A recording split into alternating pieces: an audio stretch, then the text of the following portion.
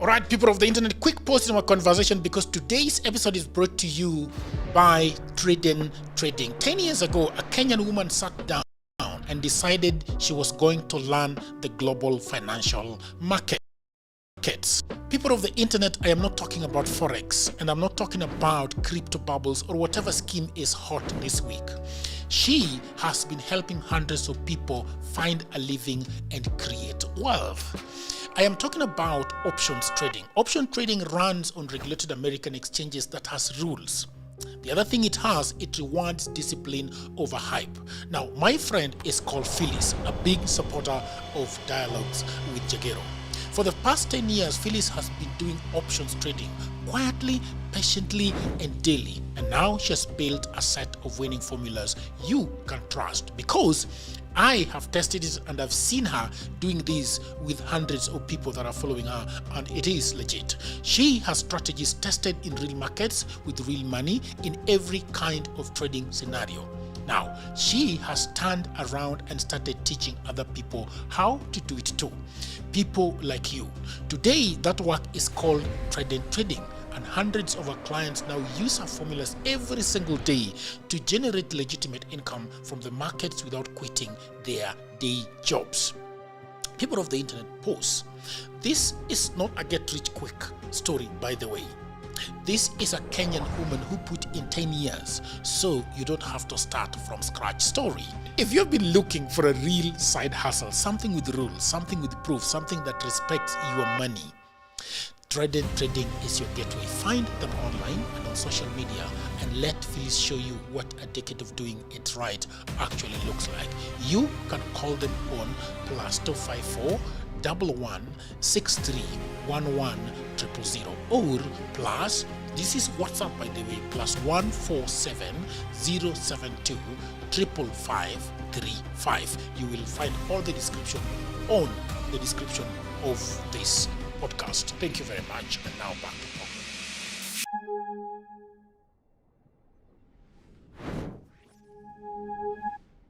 Tuesday.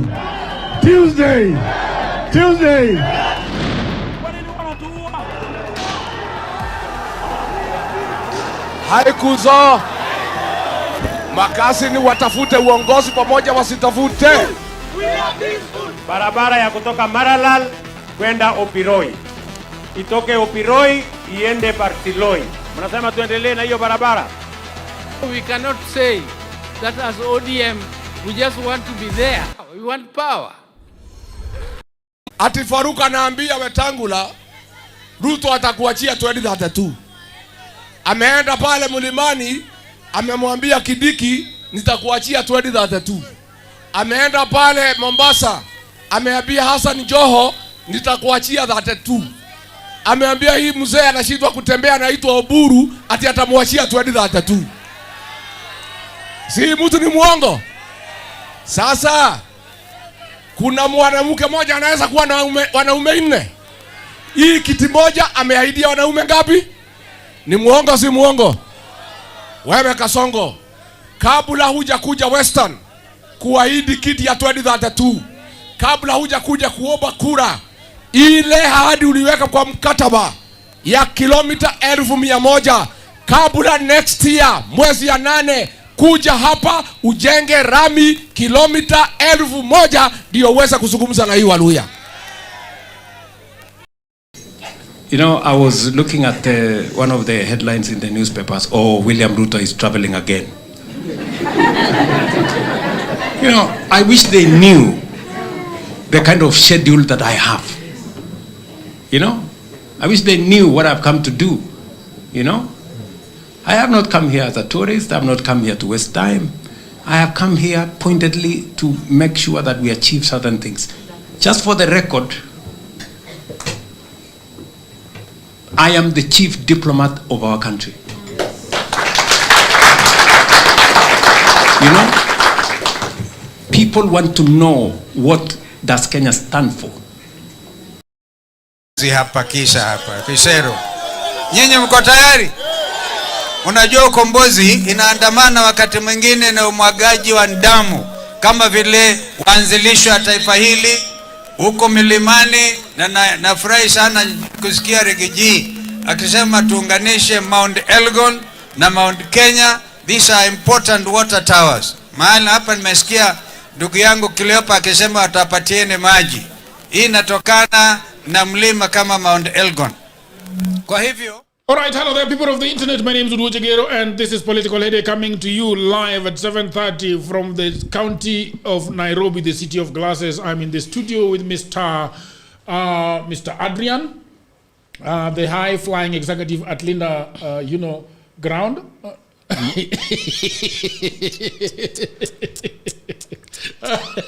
Retract. Can I start again? Start again. End the show and start again. Okay. From Linda Mwananchi, they are, raring to go to Thika tomorrow. For the first time, they're going to the mountain to figure out if the mountain is actually with them. Today, I was sitting with somebody on my podcast, and they were telling me that the worst tribalist in this country are the Gen Zs. Their tribalism runs deep. They were telling me that, and I asked them, why are you talking about that? I think that, Jagero, have you gone and looked at the politics of our universities and colleges today as we speak? Those people are right deep in tribal cocoons. And so even as Linda Mwananchi go to the mountain, we hope that, it is going to be good for them. So that is Adrian Olwach, also Thank you very much. The most famous TikTok lawyer in town. We have a guy. A guy is a political commentator and a former member of Bunge la Mwananchi that has now been bastardized and is no longer the Bunge that we used to know. We have my co-host today. She's going to be co-hosting with me, Tricia Wayua. Yes. So I want to start with this conversation by asking people of the internet, what do you think about, I don't know, Mr. Hagai, you've heard the words of Mr. Gachagua. What do you think about them? He has called Oburu the man who cannot walk. Mwenye ameshindwa kutembea. Thank you, my brother Jagero. Listening to Gachagua is really draining, emotionally and also politically. Recently, I heard him saying that he compares himself with Raila Amolo Odinga. Okay. He has not even reached 10% of Raila Amolo Odinga. And Gachagua must be stopped politically. And I want to thank the High Court for what they did. And thank the High Court? Yeah, for what they did. And also, wherever he goes in the legal corridors, I think he should be stopped like yesterday. It's long overdue. Because he's a politician who thrives in undermining even the leadership of the country. Gachagua must learn to know that our country must move. We should not just be politicking and undermining those who are in authority, because once you undermine them, nothing can deliver to Kenya. And we want to proceed as a country. Even as we do politics, our economy must remain stable. Yeah, I don't know, man. But I feel like there is a lot of... there is this tug of war between, I don't know whether I should say this, but the Luos are very aggressive towards Gachagua. I mean, you hear them in their voices. Like, I don't know. Well, Adrian... it's good you've noticed that. Yeah. In fact, anytime you voice your support for Linda Mwananchi, my fellow Luo people always assume that I'm in support of Gachagua. All right. All the time. Like, there is a certain vile resentment of Luos towards Gachagua that I don't understand. Yeah, because I always see it. Gachagua for me is a very interesting character. Gachagua should be read by historians and philosophers and politicians. I think he's a very good person for our country. He's here to What are you saying, Jagero? teach us a lot. Gachagua? Yeah, but what as a Luo, I just want to understand what is this thing about Gachagua that really overwhelms you But whenever Gachagua is mentioned, it is like the devil himself has pushed through the door. What is it? What is the resentment coming from? What is it? Yeah. Well, by and large, this is a man who doesn't believe in unity of the country. Okay. And he's still in the 1960s. You know, these people who were born in 1960s and 70s, most of them are tribalists. Okay. And even coming to 80s. Some I've heard you saying Gen Z, but Gen Z I've not realized until maybe I'll do research on that. Yeah. So Gachagua No, it's not me saying it. I just heard. No, I've not done research. I don't think Gen Zs are Well, that violent in Gachagua is a man who really has despised some of the areas in this country. Okay. So he's not someone who should not be allowed to be. He's not even near being opposition. That's why opposition died long time ago. We cannot say that that is a kind of antagonist kind of. But this is a tribalist. Okay. This is a man who is not believing in the rule of law. Okay. He doesn't believe in unity. Okay. He has not fought for anything. Okay. And therefore should be assumed. Okay. That's what I'd say. But then the question is, do you feel like this aggressiveness towards Gachagua is coming from the fact that of his very serious differences with Raila Odinga? I have a feeling that that's where it's coming from. That Gachagua used to refer to Raila Odinga with so many adjectives and did not really like him, and now he's going after Raila's brother Oburu Odinga and saying that the man that cannot. Perhaps do you think that is where it's coming from? First, I think, Mr. Guy, be honest. I think no. Even generalities. Even the way he has talked about Oburu Odinga, he has really ignited us again. Okay. He has doubled the hit. You know, Oburu Odinga is a leader whom we respect a lot in Luo Nyanza. He was the software of Raila Amolo Odinga. Yeah. And when I was a child, I used to see Oburu. He's a wise man who should be respected. He's our supreme leader. What is so good about Oburu, by the way?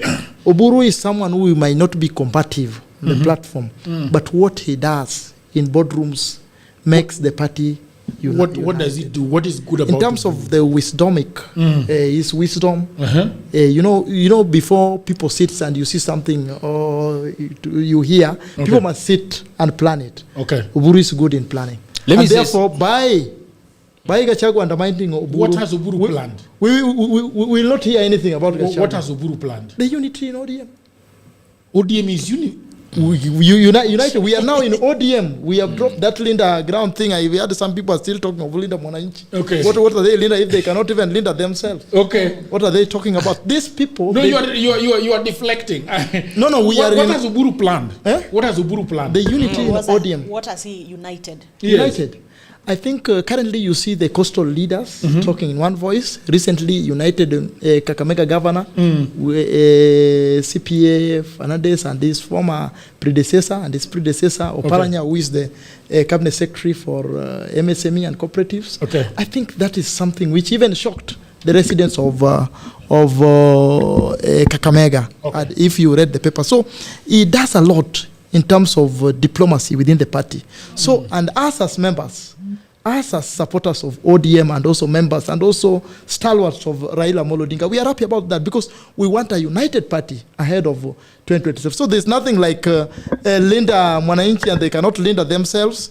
We dropped that thing of Linda ground. We didn't want it. We are Orange Democratic Movement. Yeah. No, it's not a matter of being careful. It needs to be very careful. Listen first. Okay. We must be politically informed. Do not forget about what you are about to say. There is something you want to say something about Gachagua. Yes. Politics and economy run together. Okay. We need to have political hygiene as a country. And therefore, we don't want shenanigans thinking that they are... Gachagua is a shenanigan. These are not politicians. These are people spreading violence. Okay. They are beating drums for violence. Okay. And the earlier the security apparatus of this country act, the better, because we don't want a replica of 2007-2008 post-election violence. Yeah. There is something that the gentleman wanted to say. Yeah. My fellow Luo brother here. Okay. And in fact, I say that resentment and animosity that Luos have. Okay. Everybody has seen that resentment and animosity that the Luo people have towards Gachagua. It's everywhere. Okay. In fact, the people who hate me the most right now online are my fellow Luos. All right. Because they are confusing my allegiance of Linda Mwananchi to the support of Gachagua. But if you look at it deeply, that animosity of Luos towards Gachagua works quite well for William Ruto. In fact, that is something that William Ruto needed to have a very huge, massive support of Luo people towards his side. If you go to Luo Nyanza today, the people who have been highly indoctrinated with tribal politics, they want to support Ruto for not the reason of development, but because he had fallen out with someone that they hated so much, who was Rigathi Gachagua. In fact, the message that they keep spreading is that this person never wanted you in government.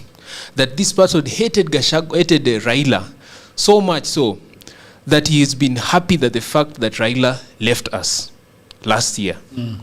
So it works quite well for the re-election of William Ruto.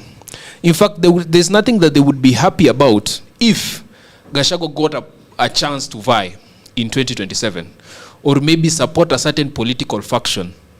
Luos would now have the motivation not to vote for that alternative option. Okay. They would now have a better reason, a better tribal reason to vote for William Ruto and not Gachagua. So it is always an engineered narrative that has been played by the government to make sure that Luos still continue to hate Gachagua. That is why right now they'll not question on what... In fact, Luos are not even interested in being the president in 2027. They're just interested in not supporting Gachagua. It is very absurd.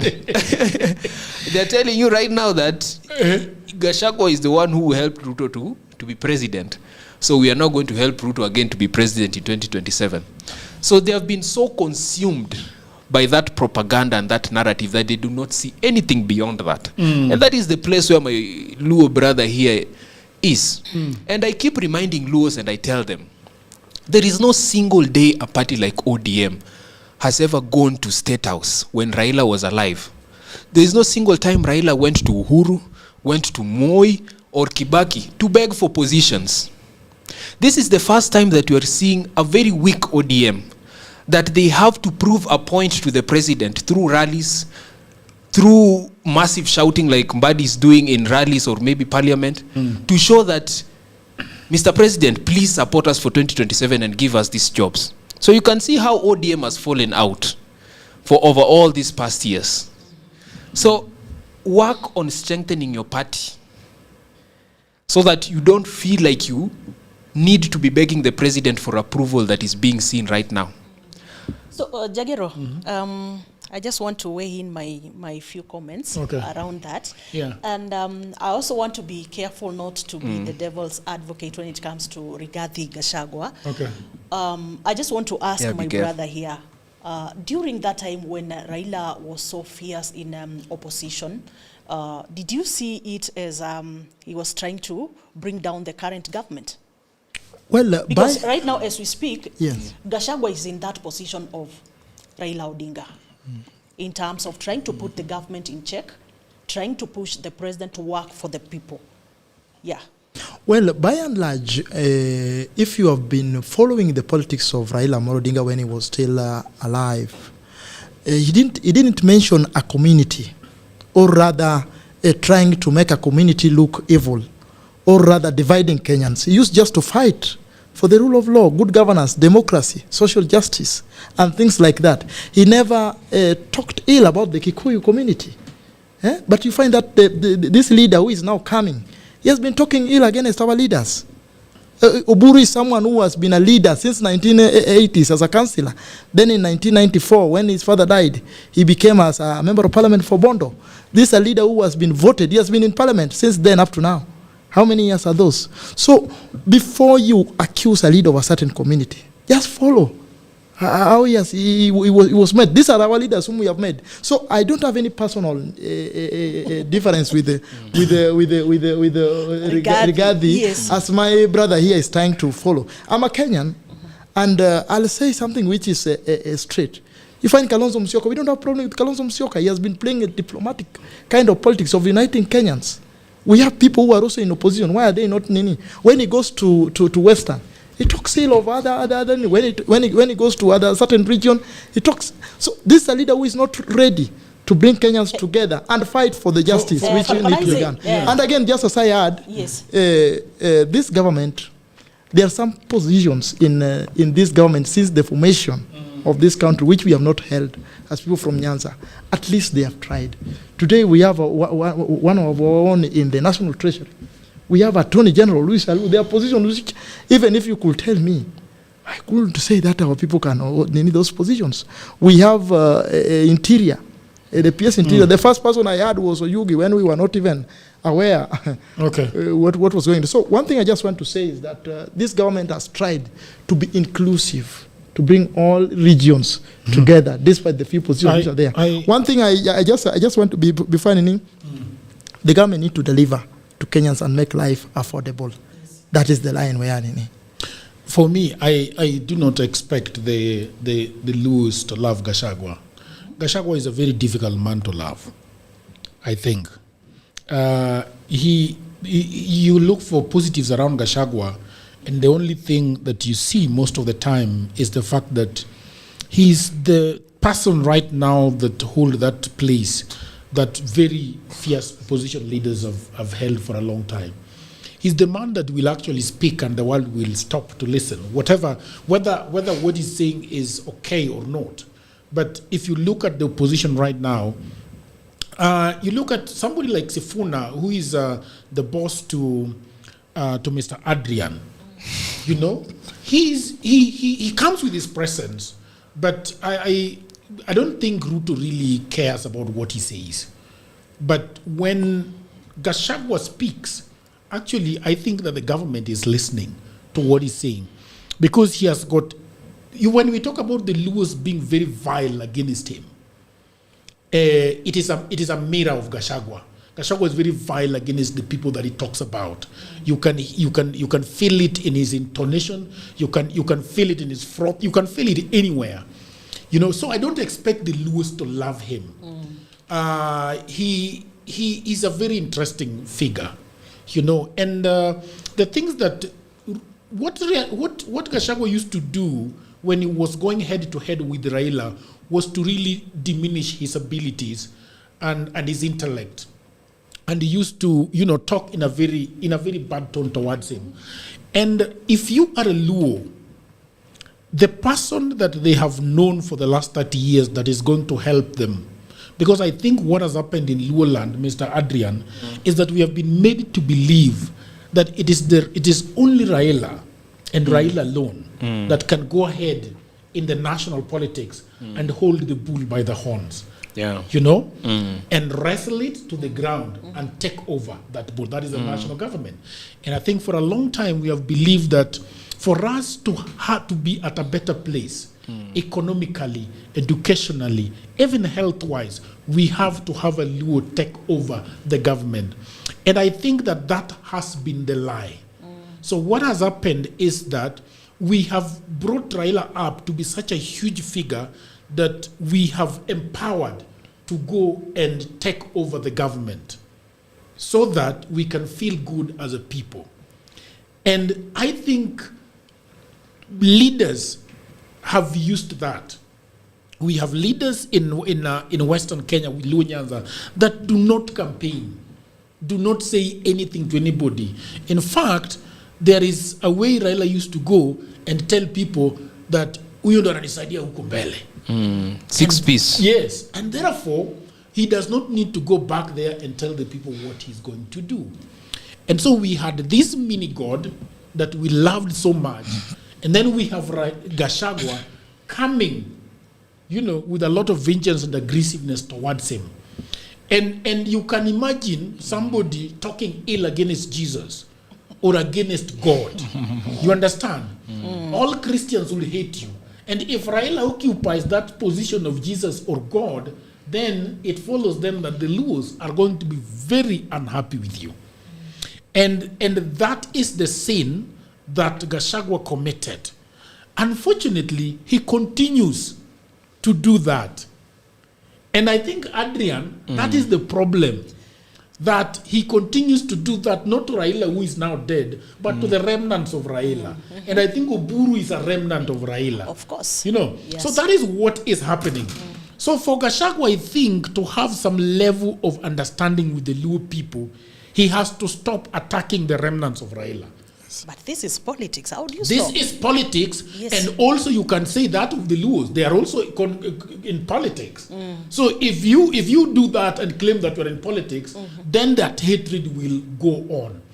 And I think that is why it becomes so toxic that every time now you talk to the Luos have this heavy grudge against Gachagua, and they have never decided to deal with the grudge that the Luo and the Kikuyu has always had for years and years. And these things, they keep coming up. 1969 keeps coming up. 2007 keeps coming up. So many things keeps coming up. And that is why, Adrian, I think that we are talking about historical injustices. Now, there are injustices in quotes, okay? But I think that our country has not healed.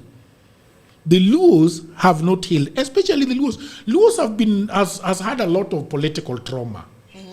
Raila has tried to clinch elections maybe 4-5 times. Yes. 5 times. All right? Yes, And every time they fall short. And I think the worst is 2007 and 2022. And 2022, yes. All right? And so I think that is what is happening. So the Luos have to do their own introspection. So does Gachagua. So that if I think Gachagua has lost hope in the Luo nation, that he cannot get it. Because this is the second time he's going to Luhya land. A dangerous man. Right? This is the second time he's going to Yes. Luhya land, right? Yes, in a very short period, right? Yeah, He was he there the has. other day. But I he think, was. I think And he passes through Kisumu. If he's going by a helicopter, he's looking at Kisumu as he goes to Western Kenya. So, yeah. so for me, I think for Gachagua going back to Western is not majorly because of the Luos. Okay. The Luhya vote, Okay. there is something of the sort. The Luhya vote is a swing vote that everybody wants to take a bit of it, a part of it. So I think him going there, of course, having lost hope in that is Kisumu, Nyanza, that region. But why has he lost hope, according But of to course you? he knows, what is served is what is being served. Okay. You remember that time when he was saying that nimewekea yeye mitego, akikanyaga tu, akijaribu kukanyaga tu State House hivi. Very right. You remember that time? Alisema nimeweka mtego hapa na hapa na hapa. But now Mzee to ya his fujo. surprise and shock, to Huyo his mzee ya surprise and fujo. shock, alipata Raila yuko ndani. You understand? So he's just being served what he served that time. And it is politics. For me, I say it is politics. Yes. I think that is very true. In fact, you said for Gachagua to lose hope. How vile he was for Raila Amolo Odinga during the pre-2022 election. It was very vile. In fact, Gachagua was one of the most unhinged person. In fact, Ruto himself, who was a president, was very reserved on how he used to talk about Raila. Yeah. In fact, one of the worst statements that Ruto made about Raila before the election used to be talking about, I'll take him to Bondo. Nitapeleka huyo mzee Bondo. Yeah. But Gachagua was very unhinged. And, in politics, the reason why sometimes we insist that if you want to become a leader, you must maintain your demeanor so that in future, it does not bite you. Yeah. That is why right now, there is no any other tribe that has so much resentment towards Kalonzo because he has maintained that demeanor for a long time. So what Gachagua said and did about Luos, about Raila Odinga is what is biting him today. Luos don't hate Gachagua today because of the things he said today. They hate him because of the things he said in 2021, the things he said in 2020, the things he said during the swearing in ceremony about Uhuru and Raila. So for me, I think it is unsalvageable for Rigathi Gachagua. Rigathi Gachagua is not getting the votes of the people of Nyanza. Especially with the heavy political indoctrination of tribal politics of Luos, he is not coming any close to getting any support from Luos. I've always been interested, if you allow me to ask Mr. Adrian, what kind of Luo are you? Why? No, I'm just... Is it by character or you want to know my clan? No. No. I'm just interested. Are you big in being Luo? I mean, you're a lodge, but does that mean anything to you? You are just one of those useless Gen Zs that don't care. Actually, for me, I'm using useless in quotes. It's true. You're actually right. Yeah. Because for me, I'm a Gen Z, right? Yeah. I was born in 2003. You were born in 2003. Come on, Jagero. You know my... Jagero, we've talked about so much about my age. Jagero always puts on this act whenever I say about my age. Yeah, I was born in 2003. 2003? Yo! So you're only... Okay, I'll give you a moment to be surprised. Even when was being carried a wheelbarrow, he was not born. I think what is happening here? September. Let him finish. Okay. Jagero has asked me about how I feel about tribal politics. So Yeah. I was born in 2003 in September. So for me, I spent about 15 years in Samburu County. Okay. Samburu and Turkana County. That is where my father worked. And for you people who know, when people were being given employment during those early years in 1990-something, the first place they would be posted in is Northern Kenya. So for my entire life, I've never spoken Luo. Not entirely, up until I was 15. Around 15, 14 years. Okay. I could not speak Luo. And it was because even in our household, we could not speak Luo. I had not even lived with Luos. So I only got an opportunity to live with Luos after 15 years. That is when for the first time my father fought so hard so that he can be transferred back to Nyanza. And in fact, even the government refused. And they chose a county that was not his home county, Siaya County.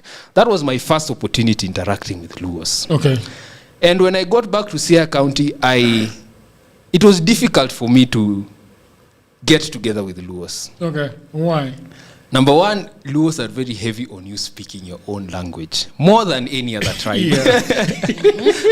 Yeah. In Kisumu, in Siaya, every Luo insisted that you need to speak like a Luo. Secondly, you come to a region, and for the first time I'm seeing rallies about Raila, I'm seeing rallies about campaigns. And you know, as a young person, when I'm turning 14, that is when I'm starting my interest in politics, reading about Obama, all this. Then I'm seeing Luos who heavily love Raila so much. Now I'm being introduced into a region of people who love this political faction. And they have a certain style of politics that was very, very violent. When I was a young person, anytime I would attend any political campaign rally in Nyanza, people were just fighting. And I would leave immediately. So that is the politics that I was accustomed to. And number one, I did not like it. I didn't like the style of politics, Jagero, just like you're telling me about it. I never liked it. But at the same time, one thing that has made me to appreciate and being a Luo is also the outward relation or the outward love that most Luos experience. I'll tell you for a certain that Luo is one of the cultures that is highly loved by so many people in this country. Most people love how we just love to speak our language, our nyombo ceremonies, the way we dress, the way we brag about certain things. You see, that outward appearance. So I've always wanted for people to always know that I'm a Luo, that I can confidently speak Luo so well, that I know about our traditions and everything. But for a very long period within my childhood, I've always been disconnected from Luos. But it is not that I hate my tribe. That is why for me, whenever you talk so ill about Gachagua, it doesn't get into my head.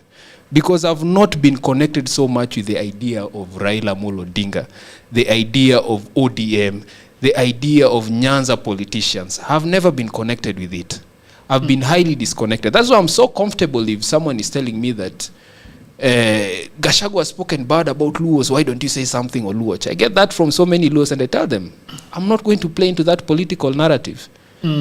Because I've not been indulged as much as you people have been when it came to Kenyan politics or the tribal politics. You know, if you have someone who has been born in Nyanza for a very long time, they have never stepped out of Siaya County. Yeah. The only leaders they have seen there is David Ochieng, Wandai. Every time since they are 1 year old, they have been to rallies. They have only known Raila Amolo Odinga. They have not interacted with other tribes. They have not had an opportunity to identify with other people. It becomes very difficult for this person to want to hear anything that is outside their tribe, especially Luos. That is why it is so difficult when you go back to the rural area and you want to tell someone about Gachagua. Yeah. Very difficult. That is why even my fellow Luo brother here does not want to hear anything about Gachagua. It's not because Gachagua is just a bad politician. Yeah. All politicians are the same. They're all spewing the same tribal narratives as anyone. There is no big difference. Yeah. It is just that he has been so consumed about that Luo politics that he cannot think anything beyond that. Yeah, okay. So it's a deep psychological problem with Luos. Well, just to add on what he's saying, I think the political architecture, or rather the political structure of the Luo Nyanza commenced long time ago. You know, these are Nilots. And you see even the Kalenjin, the Ma had the Olentimama, the Kalenjin had Daniel Arap Moi, then Ruto took it over. Now it is going to Murkomen in the near future. Okay. So they must have one leader. In Ma, we had Olentimama, now we have Ole Dakina. This senator of Narok is appealing to the Ma community. So I think this is in the Nilotic society. You need to know if you did history. You know some of the things we just learn in history in school. The Nilotic have a certain kind of structure. Currently when Raila went, we had Jaramogi Oginga Odinga, then came to Raila, of which we knew politics, how he used to play his politics and the structure which he had already put there. Now we have Oburu, who is there for transition. We don't know whom it will go to. Who will it go to? There are people fighting for the post. Who do you think? We have Raymond Omolo, we have John Bade, we have Gladys Wanga. These people cannot mention Babu. Don't put words in my mouth. Why these people we have people. You know our politics. It's a kind of Babu. Look at someone talking about Raymond Omolo and leaving Babu out. Just leave me to finish, because during your time I left you to talk. Be a good listener. This is why they make wrong decisions. So, be a good listener. You know they are. I think we are going to talk about Babu and Raymond Omolo next. So that we ask you why you are. Yeah, we have Raymond, we have Mbade there, we have Gladys Wanga, and all these people. Okay. They are fighting to take this mantle, but they have to appeal to the locals there. Why don't you? Babu is extremely influential. Why is it that you don't? Why is it that somebody that does not even feature in your thinking? What is the reason? Do you think that Babu is one of those leaders? Do you think so? Hama is like Adrian. Or you just hate born in 2003, doesn't know nothing. You know, I'm a culturalist. Even though I've learned more about our political. Tell me about Babu. Babu Wino. Yes. Well, he's there. I supported him during the Sonu politics. Okay. I was his supporter. Okay. During the you were with him at the university? At the University of Nairobi. Okay. Yes, I supported his ideologies. What? And even in 2013, not 2017, when he was vying in Embakasi East, we played a very pivotal role in mobilization to ensure that he became a member of parliament of Embakasi East. Okay. Then after that, I found a different political environment. When now I saw how Raila, and I was wondering why Raila is not close to Babu. Then we had some issues there. But that is that. You cannot force someone to be with someone. Though we wish Babu well, and I have no grudge with this kind of politics. Do you think he's one of the luminaries? I mean, are you putting him in top 5? Top 3? Why not? Why not top 5? Top 5. Top 5. Okay. Top 5, not top 3, top 5. Top 5. It's appealing. Okay. It's appealing, but how I wished he comes back to ODM, because the future is in the Orange Democratic Movement, his future politically. What has Raymond done? Raymond Omolo? Yeah. He has done a lot. You want him to be there? Well, he has done a lot in terms of empowering, economically empowering the women, the youths, entrepreneurship. You know, this culture was not down there. But currently you find that Raymond has done a lot in ensuring that he empowers youths. You know, many of our politicians have not concentrated in empowering the people. They normally just play sociocultural politics. Raymond Omolo has got an outfit, an NGO. What is it called? No. He's just using his money. No. It's not Nini. Maybe advisory, advising youths to venture into Nini when they call him for Arambe. With the little which he has, not an NGO or what. Okay. Normally even contribute even 100,000. Okay. Which our politicians, some of them are not contributing. So he has played a very pivotal role in helping these women. Maybe said he give it 20,000 for them to add with whatever they have. And putting that mentality But of the that. last time I heard Babu was also giving a lot of bursaries. I've not heard of, yes, in Embakasi East, he has done a lot in empowering the Embakasi East people. But you know, Raymond Travers, the four counties, and also in Nini. With the salary of No, why I'm is he getting the money to do that? Advising, not only money, but you know, you can also put a certain culture in people. Maybe advising them to come together. No, just listen to me. I'm very keen. Just leave me. You know, the ideology of Tom Mbuya. Okay. That is what is impacting in the I like the way you call Tom Mbuya. Tom Mbuya. That ideology, which no politician right. has put in the knee of Nyanza people. Okay. The PS is coming with it, and you find our people are coming together, starting businesses together, which is correlating well and reducing poverty at the grassroots there. Let us give credit where it is due. Something which has not been done by the current, most, not all, but most politicians have not ventured into that, of ensuring that people come together, women do table banking, the border guys come together and they can do and venture in transport industry. I wanted to ask, please, I wanted to ask Adrian. In fact, I had a very strong opinion on Raymond Omolo. Okay. There is nothing that Raymond Omolo has done for the Luo people. Okay. In fact, the reason why we are having this destabilization of politics in Luo Nyanza is particularly because of people who are like Raymond Omolo. In fact, one of the biggest tasks or positioning that Raymond Omolo has that is guided by Ruto is to ensure that destabilization of Luo people is there when it comes to politics. Raymond Omolo does not splash money in Nyanza so that the women in Kisumu open up a fish market. Okay. Or such that the youths in Migori open up a boda business or any sort of shop. No. Raymond Omolo always splashes money when it comes to goonism, when it comes to rallies that are supposed to be held there, when there is an MP, an MCA who does not align with the agenda of Ruto being re-elected in 2027. He sponsors the violence, the goonism that is there in Nyanza. And that is what these people are seeing as empowerment. That is not empowerment. Every time there is a rally whereby President Ruto is supposed to be in Homa Bay or Migori, Raymond Omolo is always the person who's always positioned to bribe people, to ensure that mobilization happens in Luo Nyanza so that they can sing that fake two-term chants. So there is nothing empowering about Raymond Omolo. And in fact, I see Raymond Omolo as one of the reasons why we are having this division in Luo Nyanza. And in fact, when my brother comes out here and says that Raymond Omolo is empowering Luo people, I'm really surprised. Who is Raymond Omolo really empowering? In fact, one of the biggest struggles of Raymond Omolo is to take over the leadership of Nyanza. Because definitely after becoming such a powerful position it is politics. It you is have to politics. fight for your space. No one will give you your space. I it understand. was there in 1994 when Jaramogi died. People fought. Raila was there, Anyang' Nyong'o, James Agri Orengo, we had Ochuodo, we had Almas. People fought. But and later on Raila won. But so do you think currently also there's fight. I just think. But and whoever will win, this time around, whoever will win is that the must right be method? Focusing on empowering Is that women the right and method? the youths of that area. I think Adrian speaks like Babu. When you hear Adrian, he sounds like Babu completely against Raymond Omolo, which I am not sure about. Raymond Omolo is the PS interior, correct? Yes.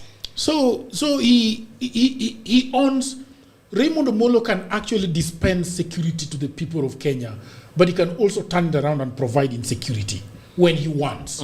Absolutely. Okay? Not really. And I've heard a lot about, Babu Owino talking against Raymond Omolo in the same words of Adrian Oluoch.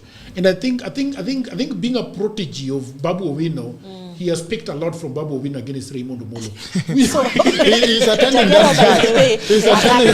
He has been indoctrinated. And by the way, taking you back No, to we just will form what the the other day, county the issue of the goons the other day. Okay. You remember Babu Owino came out Okay. and accused Nani? Raymond Omolo. Yes. Yes. And then people on this other side, they were also accusing Babu Owino. Okay. So sometimes it may not be what we see. And this is for me. I can't really substantiate the involvement of Raymond Omolo in goonism in Luhya Nyanza.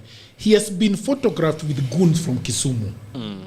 All right, Yes. that is a fact. Oh my goodness. So in as far as if you are a security, if you are a government, official and an officer in charge of security, and you are seen with people who are known to destabilize meetings across Nyanza, then questions have to be asked. So what we are asking is, what were you saying over tea when taking photos with them? That is very questionable. Just give me a minute. I give you your time. No problem. That is very questionable.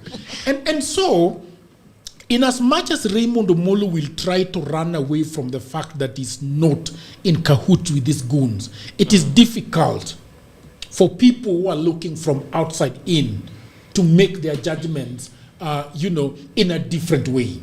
So I think that you have never seen Ruto with goons. You have never seen Gachagua or Kalonzo Musyoka with goons. But when we see Raymond Omolo with goons, questions are being asked. And what happens with that is that it is tempting now for people who are against you to start talking about those things, because there is photographic evidence of you being seen with those people. But we can also say that because Raymond Omolo is a very, a prominent member of the Luo community, you would argue that Luos may rush to take pictures with him. Okay? That is also there. That is possible. People may rush to take. Before even he touches on what you have talked about. Yeah. Or you're done? No, I'm not done. I want to talk about the idea of Luos, of Raymond Omolo helping the Luo people. I am totally in disagreement about those things. Because one of the things that I think a government should be able to do, as a Kenya, and the government is talking about going to Singapore, you cannot go to Singapore through Arambase. You cannot take anybody to Singapore through 20,000 and building people Mabati houses. You cannot take people to Singapore that way. And that is the problem that I've always had with the leaders of Luhya Nyanza. That this idea of tokenism, of people having WhatsApp groups for funerals, and then you are the one who is up there with 35,000. Then the family is following it with 20,000. Then everybody else. So you think of yourself as somebody who has helped the Luo people because of that. I think that the Luo community, and I want to go back just a little bit in what he has talked about, the Nilotic culture of us having our leaders, our kings and queens. Okay? And I do not think that we have our queens and kings to lord over us in the fashion that the Luo leaders have been lording over the Luos. You look at leaders that we have right now in Luhya Nyanza, we can start counting from the top. Oburu Odinga. You are struggling to say what Oburu Odinga has done. Oburu Odinga and Kalonzo Musyoka are in the same WhatsApp group. They have been there for eternity. As a matter of fact, he has been overshadowed by his brother Raila Odinga. I cannot count to you what. Just the other day, Oburu Odinga was going to open a cyber cafe that he was calling a computer academy. Did you see that cyber cafe with several desks that have been brushed using hand? You cannot claim that you are going to be helping the society by opening up a cyber cafe. Okay, so what have we done? What have the Luo leaders in Luhya Nyanza done since independence? Okay, we are talking about his grandfather, Mr. Orengo, who has been an MP since 1980s, and is now claiming that he's the one who is going to take the chains out of Kenyans. It's a complete joke. Look at people like Kidero, who are still in courts up to today. Those are the leaders of Luhya Nyanza, who have stolen from the people. Look at Mbadi, the other one, the Migori, what is the Obado. Huh? He has been in court for a long time over corruption and so on and so forth. Look at all these Luo leaders. I have no problem with Luo leaders, with Luo people having their kings and queens. But what has those kings and queens done for our people? Right now, you are saying that we have a Luo as Attorney General. How does that help me as a Luo living in Kibera? Nothing. Mbadi, who was going around with a briefcase yesterday, well, so what has he helped me with? I think that we need to have to start looking at people like people like Ndindi Nyoro, who is actually doing something down there. I have somebody like my MP called Aduma. You are struggling to see what he has done over all those years. So me, I don't have a problem with us having our demigods. But what are those demigods doing to us in as far as agriculture is concerned, and as far as health is concerned, and so on and so forth? Every time Raila is shaking hands with the government, what is he bringing to us? He's only taking Badi. He's only taking Wandai. How is that? How is Wandai? What do we have to do with Wandai? I don't have anything to do with Wandai. Wandai will go and gather his village mates to go and help him at wherever he is. He's not going to help me. So anyway, I can have my kings and queens, but what are they doing for me? That is a big question. Before Luos are not demanding for that, like the Kikuyus are doing. Why is it that Luos are never demanding for development from their own leaders? Yes. Well, my brother, Nyanza has been part and parcel of regions in this country which have been marginalized. Okay. Since the sessional paper of 1965, because it was not a white settlers. But we have seen currently some roads are being done in areas which weren't. There were no roads in those areas. And we have seen the Ministry of Interior, National Coordination. It is coordinating all parts of the country. Even in Ukambani, we recently saw the PS going around looking at the development of the government, which the government does in those areas at a speed which has never been done before.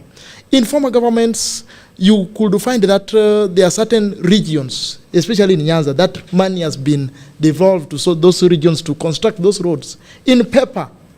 And when you go to those regions, there's no electricity, there's no energy connection, there are no roads. So currently, we can see some roads being done. We can see some markets. Our mothers and sisters and wives can go to established markets. Their products. These are regions which have been marginalized, and currently we are seeing developments going on. You say that the handshakes of Raila never give us anything.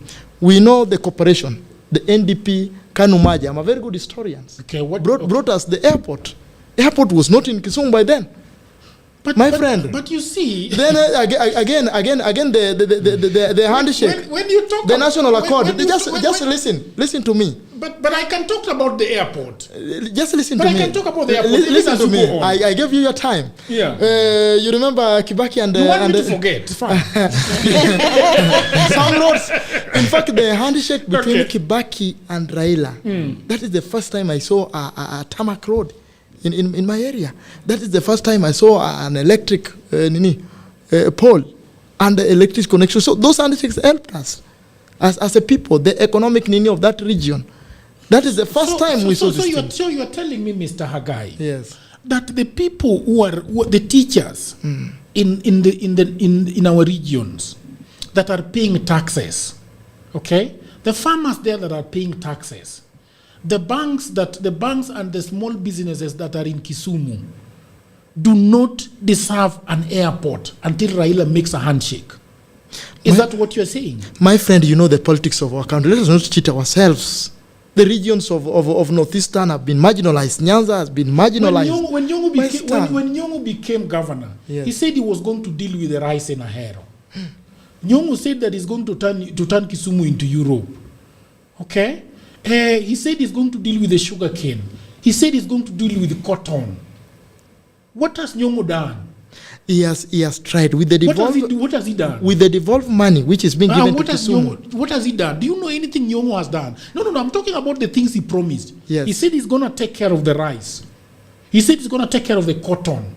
He said he's going to take care of the floods in Nyando. Nyong'o has not done every single thing he claimed. In fact, he said that I am the professor. I am going to deal with this thing.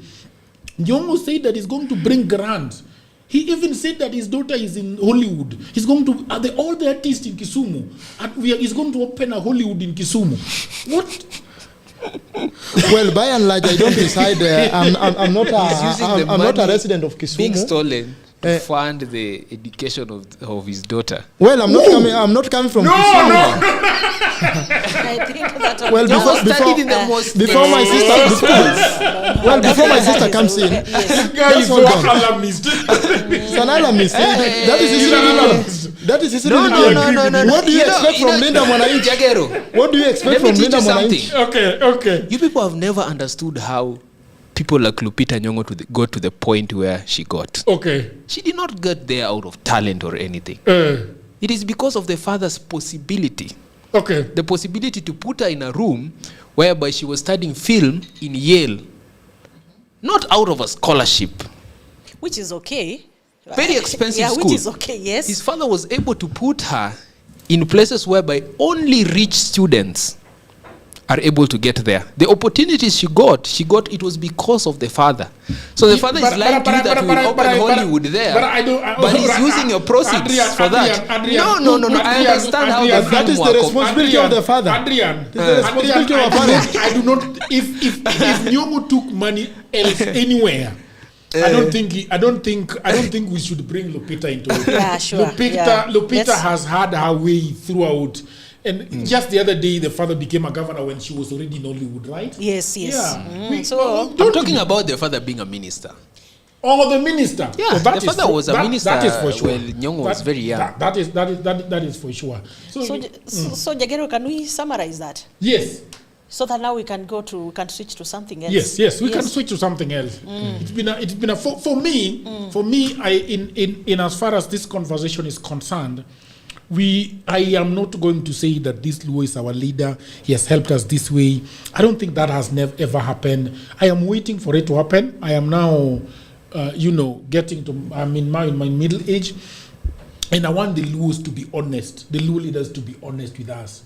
We cannot, Adrian, we cannot just say that by simply dishing out positions in government to Luos is a direct help to the Luo nation and to the Luo people. It is a lie.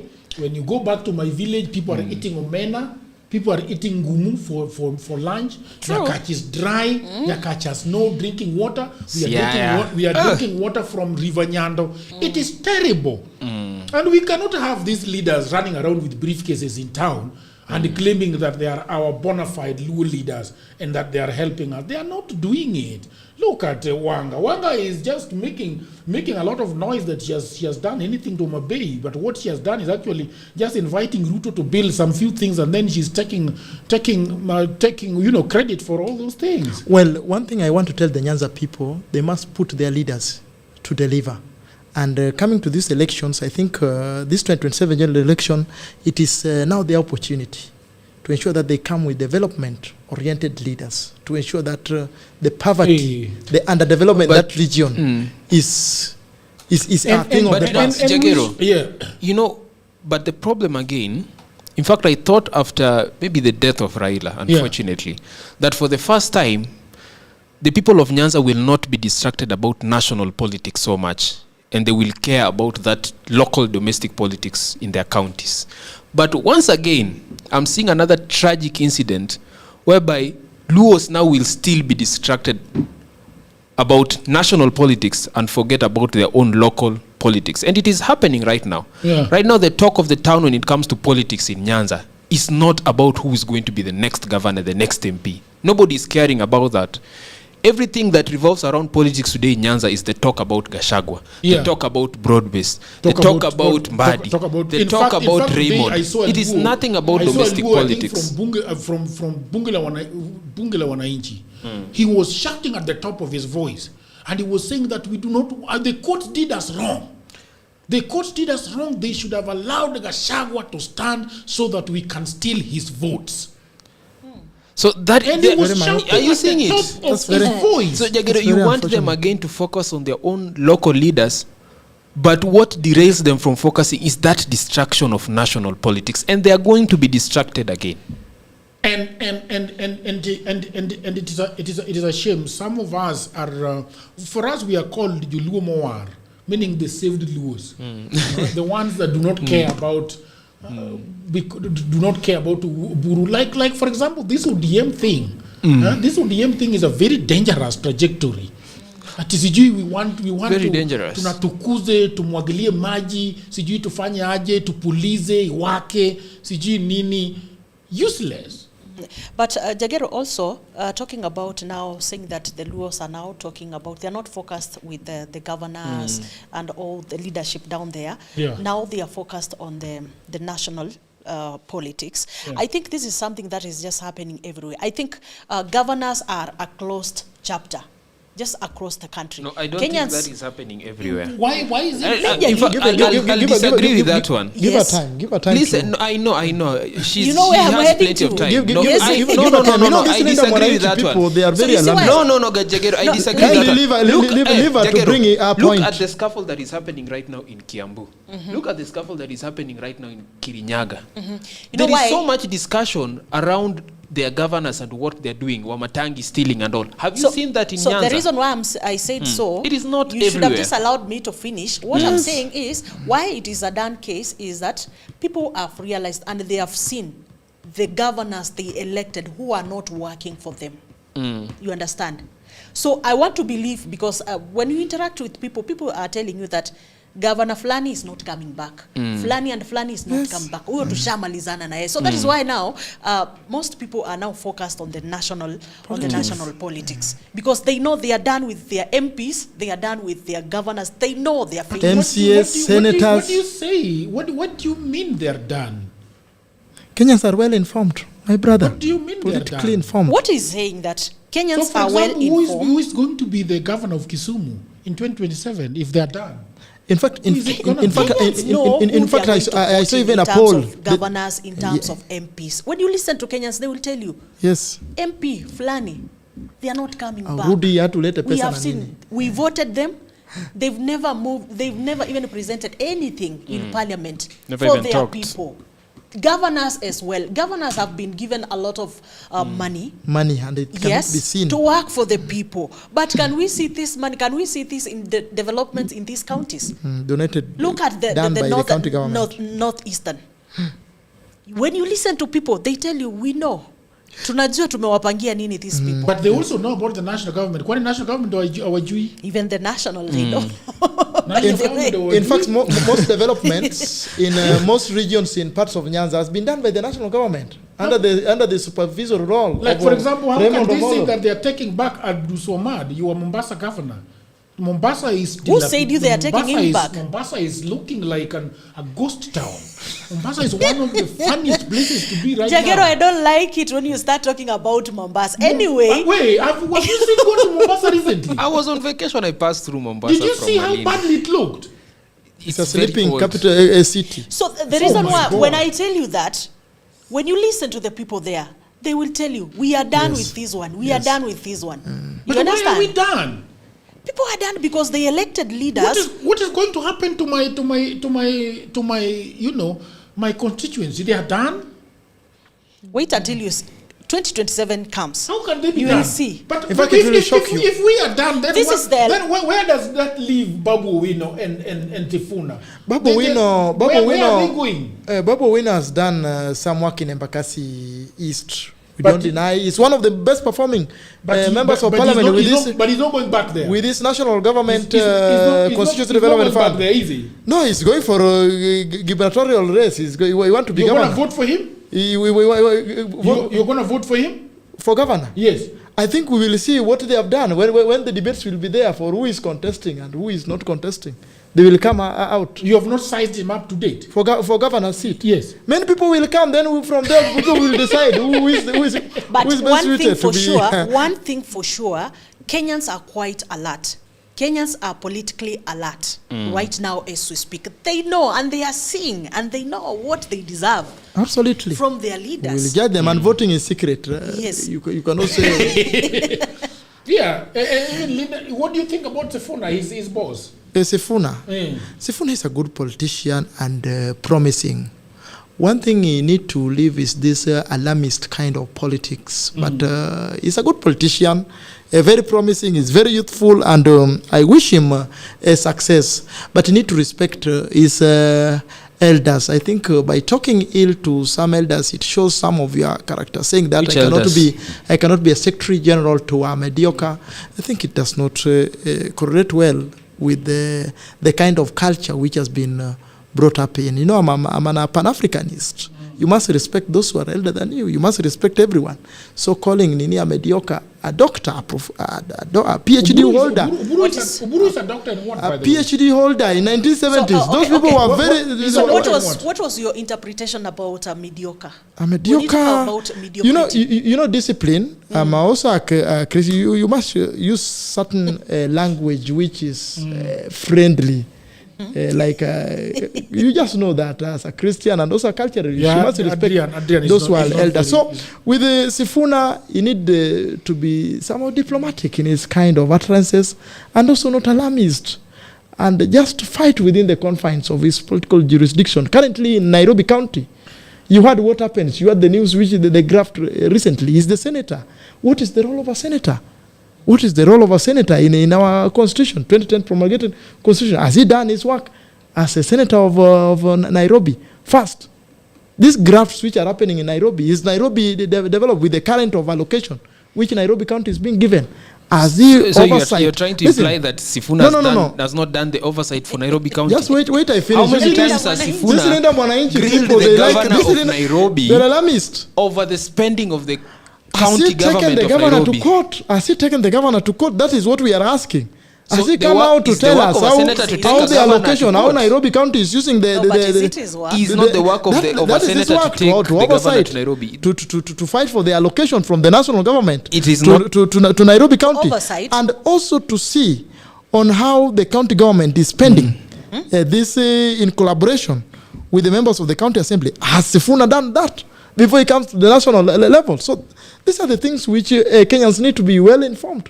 So Sifuna need to go back and do his work of oversighting Nairobi County, fighting for the allocation from the national government to county government, and collaborating with the MCAs to do their work. Even the current MCAs have not done their work of oversighting our Nairobi County. Sifuna has failed in his oversight role as the senator of Nairobi.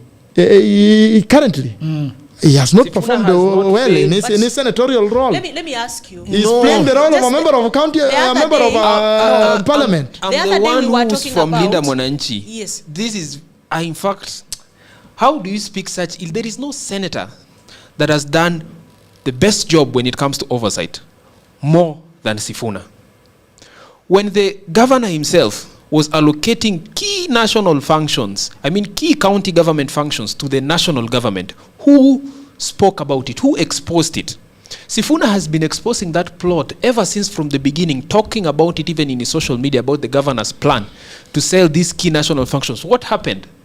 Despite of him fighting for it, the government went still ahead, together with Johnson Sakaja, to turn all those key functions away from the county government all the way to the national government. How many times has Sifuna stood up in a committee grilling Governor Sakaja over the things that he has failed to do for the people of Nairobi? How many times have you seen Sifuna speak before the Senate talking about the spending, the travel expenses, the court or legal fees that Sakaja has spent over 5 years? How many times have you heard that? Tell me any other senator that has stood so confidently against his governor. There is no any senator that is coming close to what Sifuna has done. And actually, you remember that time when there was an issue between the Senate and the parliament?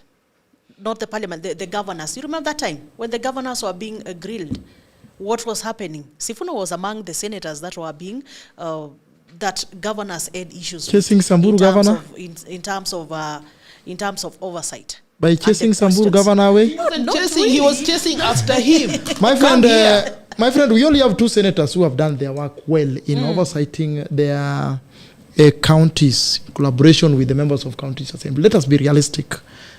Oledama Olekina of Narok and Boni Alwale of Kakamega, they have done that work so well in ensuring that the county allocation, they look at it. Let us avoid this politics of populism. Because this politics of populism and talking, you must take into account of these people. How are they working?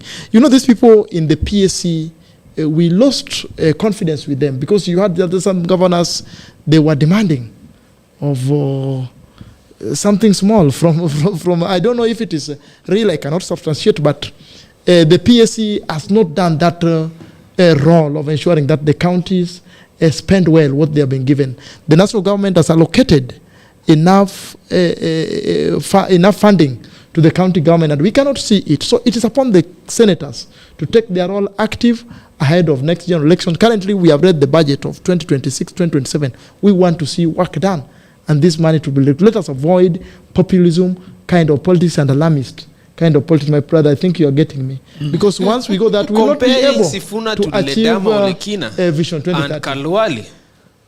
If that is your bar for comparing how senators have performed their duties, then I don't need to argue about who has done his duties. Okay. So, okay, that's fair enough. Jagero, there's this big political contradiction that you're talking about. Now that you're talking about Sifuna and we know where I think you should have talked about what Oburu has done as a senator. Okay, yeah, of course. So now the contradiction is here. You know, can you ask that question, please? Oburu Odinga? Has Oburu oversighted Siaya County? If you guys are complaining about Governor James Orengo. You know, the work of Oburu, he has also tried to ensure that development reaches his people. We know how Oburu used the national government constituency development fund in his Bondo constituency is one of the most. You cannot bring that perspective. This is the biggest challenge that as Luos we have. But it is even sacrilegious. Is that a word? That's the right word. Right? To even talk about what your leader has actually done. Have you ever heard Oburu talk about development anywhere?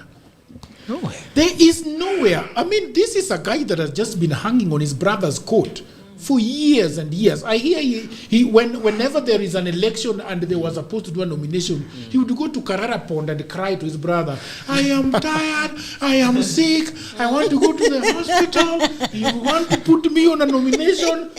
And then the brother would just give him a nomination. You see? But then now, when he has rightfully, talked about Sifuna and what Sifuna has done or not done. But when he ask about Uburu, he cannot say. When you ask him about Orengo, he cannot say.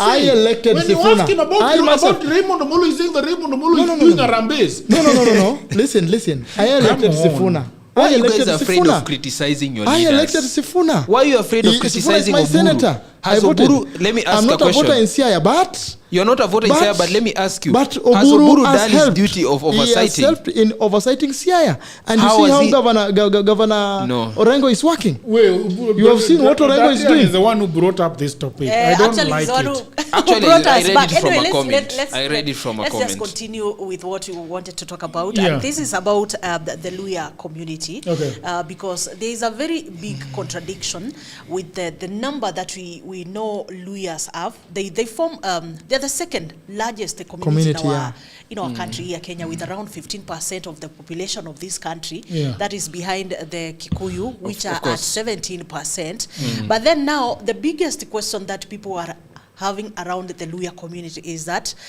it is a big population that has the ability to come up with a president, but they have never. They've been deputy presidents before, but they have never produced a president. We are talking about Kikuyus who have brought in, like, is it 3 presidents? We are talking, let's say 2. Yeah. Wacha tuache number 1. Let's just talk about the 2.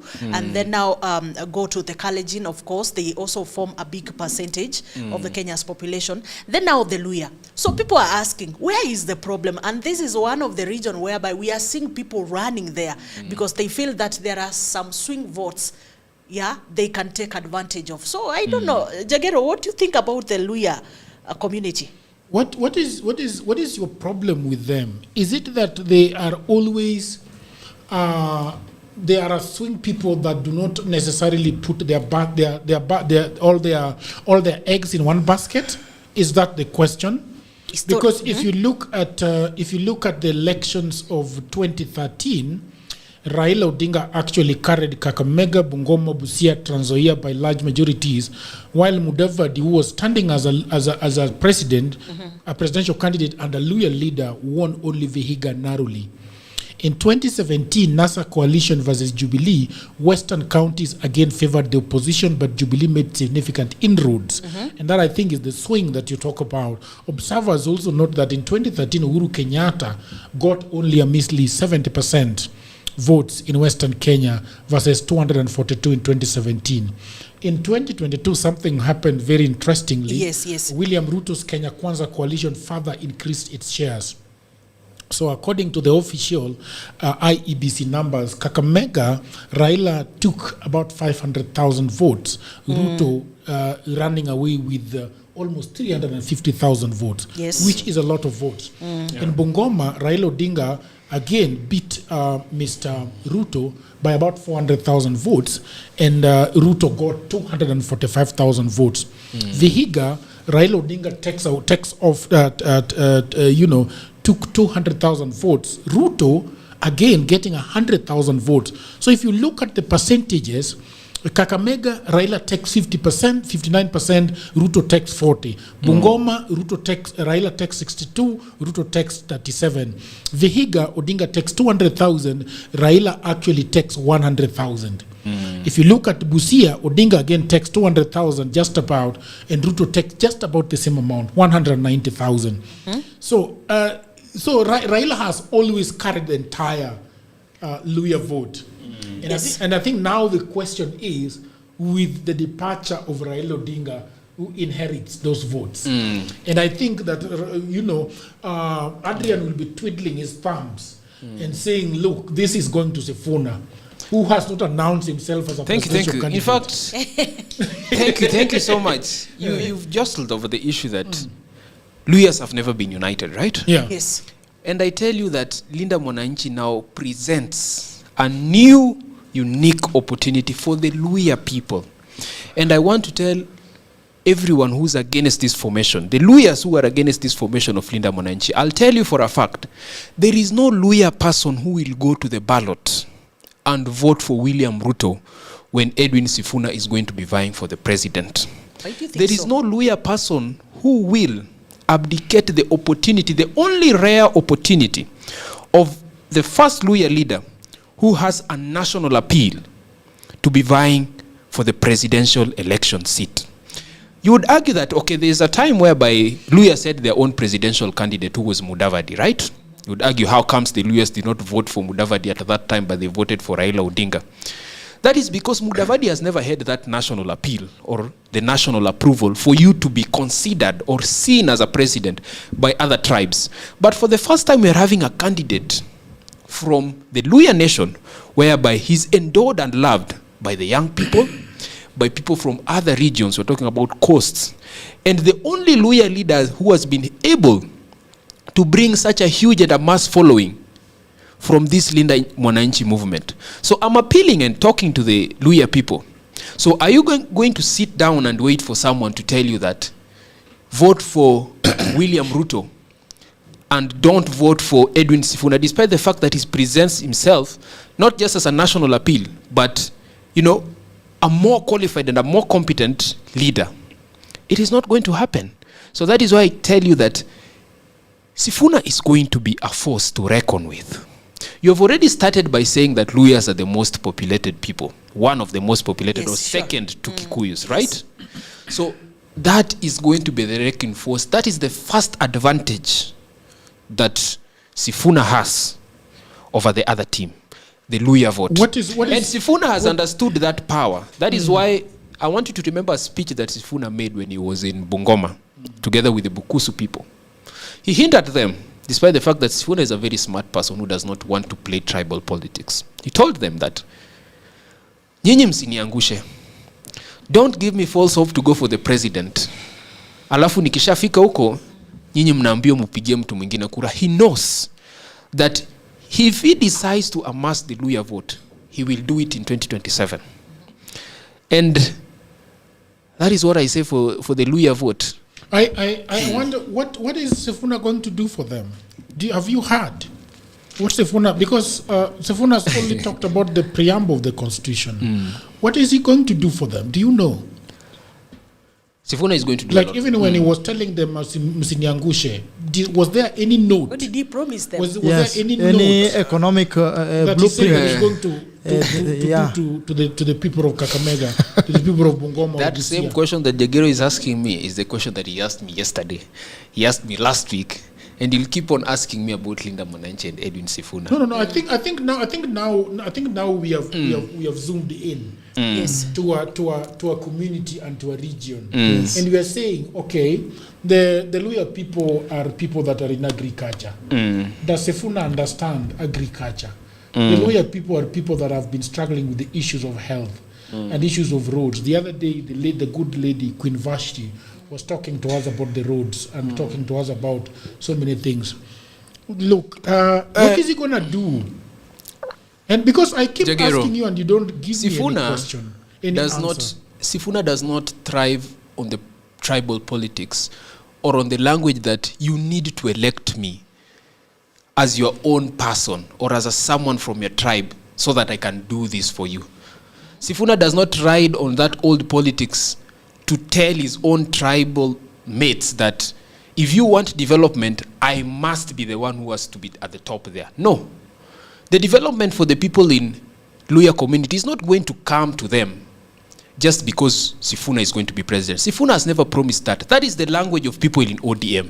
Okay. That is the language of Ruto. That is the language of all these other cronies. People like Fred Matiang'i, people like Kalonzo. They're the ones who perpetuate that language that I need to be on top of there so that development. So Sifuna does not have that language. The language of Sifuna is that he is going to create a conducive government, a government whereby when it comes to issues of development, it is equally available to every region across Kenya.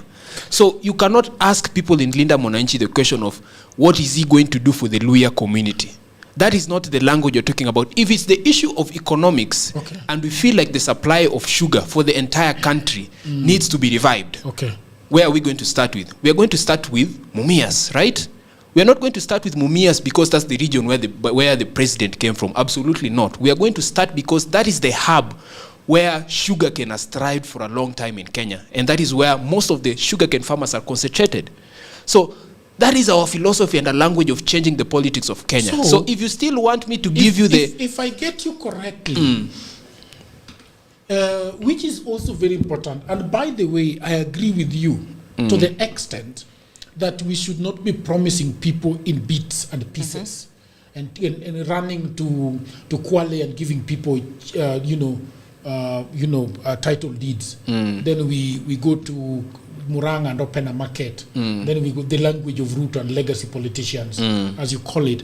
I am actually in agreement with you on that front. Absolutely. That kind of politics is a bit old and stale, and we should be able to move away from it. However, my question also is, yes, we are not going to segment the country and cut it into pieces and saying that for you guys, this is what I'm going to do for you. Yeah. We have the national budget, we have the rules governing it, and when that cake is finally on the table and we have the knife to cut it, we know what belongs to who. That is fair enough. But even when we zoom out of regions and come to the national politics, I think the question, what I struggle with Linda Mwananchi is, for example, how is Linda Mwananchi going to deal with health, for example? How is Linda Mwananchi going to deal with education, for example? How is Linda Mwananchi going to deal with the issue of security? Sifuna has always talked about Gunism and politics of long time ago. How is he going to deal with those things? Because 2027 is fast approaching, and I have got a vote, Mr. Adrian. Yeah. I am figuring out whether I can give you that vote. You'll give us. But you keep talking in syllables, and I don't know why don't you just be? You're still cooking it, right? You're still cooking the big agenda, the big manifesto. You're still cooking, and it. that is, and I am in the right. If you came out and told us that Jagero, we are not prepared. We are still looking at every corner of this economy. We are figuring it out, and in a few we are going to bring it out and tell us how long I should give you, so that you come out into this podcast and tell us so much about what you want to do. How much time should we give you? 2 months? You don't have to give come up time with a to manifesto. come up with what you are going to do for the people. Come with a manifesto which can promise Kenyans that you are going to do this, you are going, because this country we are facing a lot of challenges. Does Oburu have a manifesto? The cost of living You want a currently manifesto is so much from something me else. as To be fair, you guys have to a Oburu, Oburu is manifesto. not going to be president. He's not said what He's not going to be president. Yes, Oburu is in complete support of me. Tell us what you are going. You know the agenda is Ruto must go. Yeah. The agenda is Ruto must go. You see, he's even struggling to tell us what they are going to do. Now, I want to need the question which my sister had asked about the Luhya nation. You know, this Luhya nation, the Luhya people, they are very peaceful people, very democratic than any other region, followed by the Coastarians. This Luhya people is a very unique part of this country, and they occupy 4 provinces, 4 counties in former Western Province, and also the Trans Nzoia, a larger part of Trans Nzoia and Rift Valley. And this community, they have been united. And this thing that the Luhyas are swing vote on, it has not been there. You saw what happened in 1992 when you read history very well. And Masinde Muliro galvanized the support of Western behind behind Jaramogi Oginga Odinga. Then Moi also gotten some chunks of the Maragoli. The Luhya people have always loved the Odinga family, right? Jaramogi through Ford Kenya. Yeah. He was very famous. The one with Wamalwa Kijana, right? Yeah, also with the Wamalwa Kijana. Also got a very huge chunk to... But with Masinde Muliro, they were in which camp? Ford Kenya. Ford Kenya. You know, Ford, during the multi-party politics, we had Ford first. Yes. Then Ford went to Ford Asili and Ford Kenya. Ford Kenya. So Masinde Muliro and Jaramogi came together through the Ford Kenya, and Matiba went with the Ford Asili. Yes. Then Kibaki found his way in DP. And that's why I want people like Adrian to learn the political history of this country. I think they are pretty aware. They are very green, and that is why they are so much immersed into alarmist kind of politics. You know, you learn history. In 1992, I even knew that people are going to vote. We did only in history. I think history is good, but history is very good, so that you make informed decisions based on the social cultural. You are trying to bastardize the current affairs because of some history, which I have never liked. But some people fought for this and some people fought of this. I mean, I was building my point. Then coming to when Nani died, Michael Kijana Wamalwa, I mean, he's always in peace. He was a very promising leader of this country. When I see his videos and what he did, then Raila took over. He has controlled a big chunk of the Luhya nation. Yes. But going forward, I don't want to go into detail. Going forward, we should not underrate. Speaker of the National Assembly, Moses Masika Wetangula, and Musalia Mudavadi. Okay. We should not underrate. They have a say in Maragoli and Bukusu community. Recently, you saw when there was a funeral in some parts of Bungoma. You saw when Didmas Maraza walked out with all mourners who were following Didmas Maraza. They didn't want to listen to anything of Linda Mwananchi. Because they were saying that Linda Mwananchi cannot even Linda themselves, like my brother here. So that is just on a light note. So Moses Masika Wetangula controls a good chunk of Bukusu, and Bukusu, they are in Trans Nzoia and Bungoma, and they are also in many parts of Kakamega, Lugari, and also Nini, and also Mudavadi also controls some chunk of Maragoli, the Vihiga, and the Sabatia, and these Maragolis are also in Trans Nzoia, and they are also in Lugari. Those are parts of Kakamega, and they are also in Migori.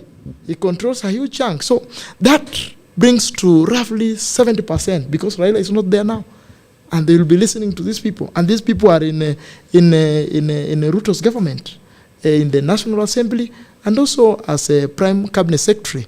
So this will bring a huge chunk. When people will go to now real politics, I think the alarmist kind of politics will not play a big role in determining. You keep saying alarmist. I don't know what is alarmist about. Populist kind of politics. Populist kind of politics. You don't think which one? For instance, So you don't think Ruto is playing populist politics? My kind of politics is inclined to socio-cultural history of communities. Me, before I make a decision, how have we worked with these people before?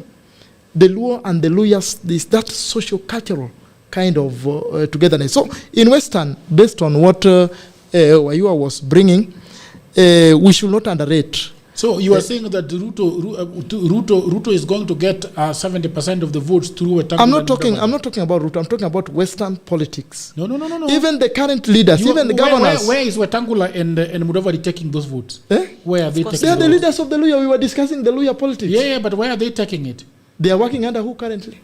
But that's what I'm saying. Speaker of the National Assembly and the Prime Cabinet Secretary. Yes. They will automatically vote for William Ruto. Will get a good chunk of Western Kenya. 70%. Not 70%. Even 80. My brother, even 90. We have started the politics of this country. And we know these people. When now it comes to voting. You say actually. Recently, you see the by-election in which constituency was that?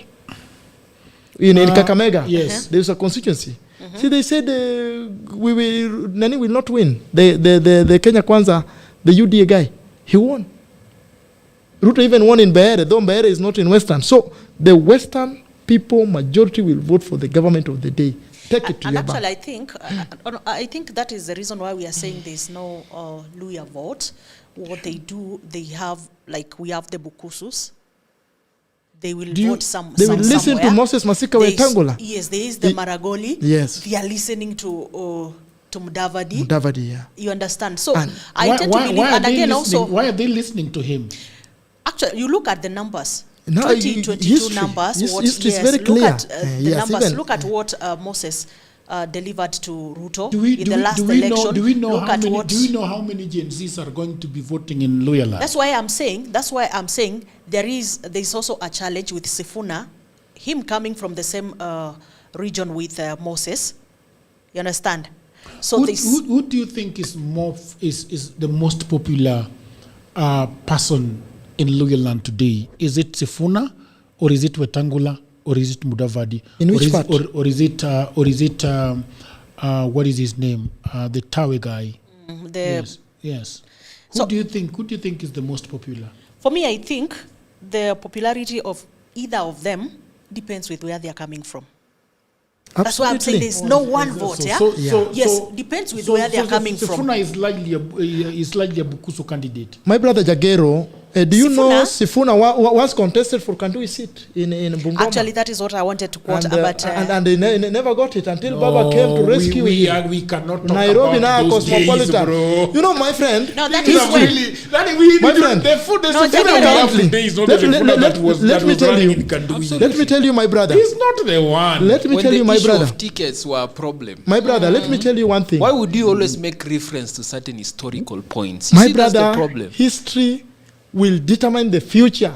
Even how you have been brought up, it will determine how you relate with people. Currently in Mount Kenya region, for instance, a case study.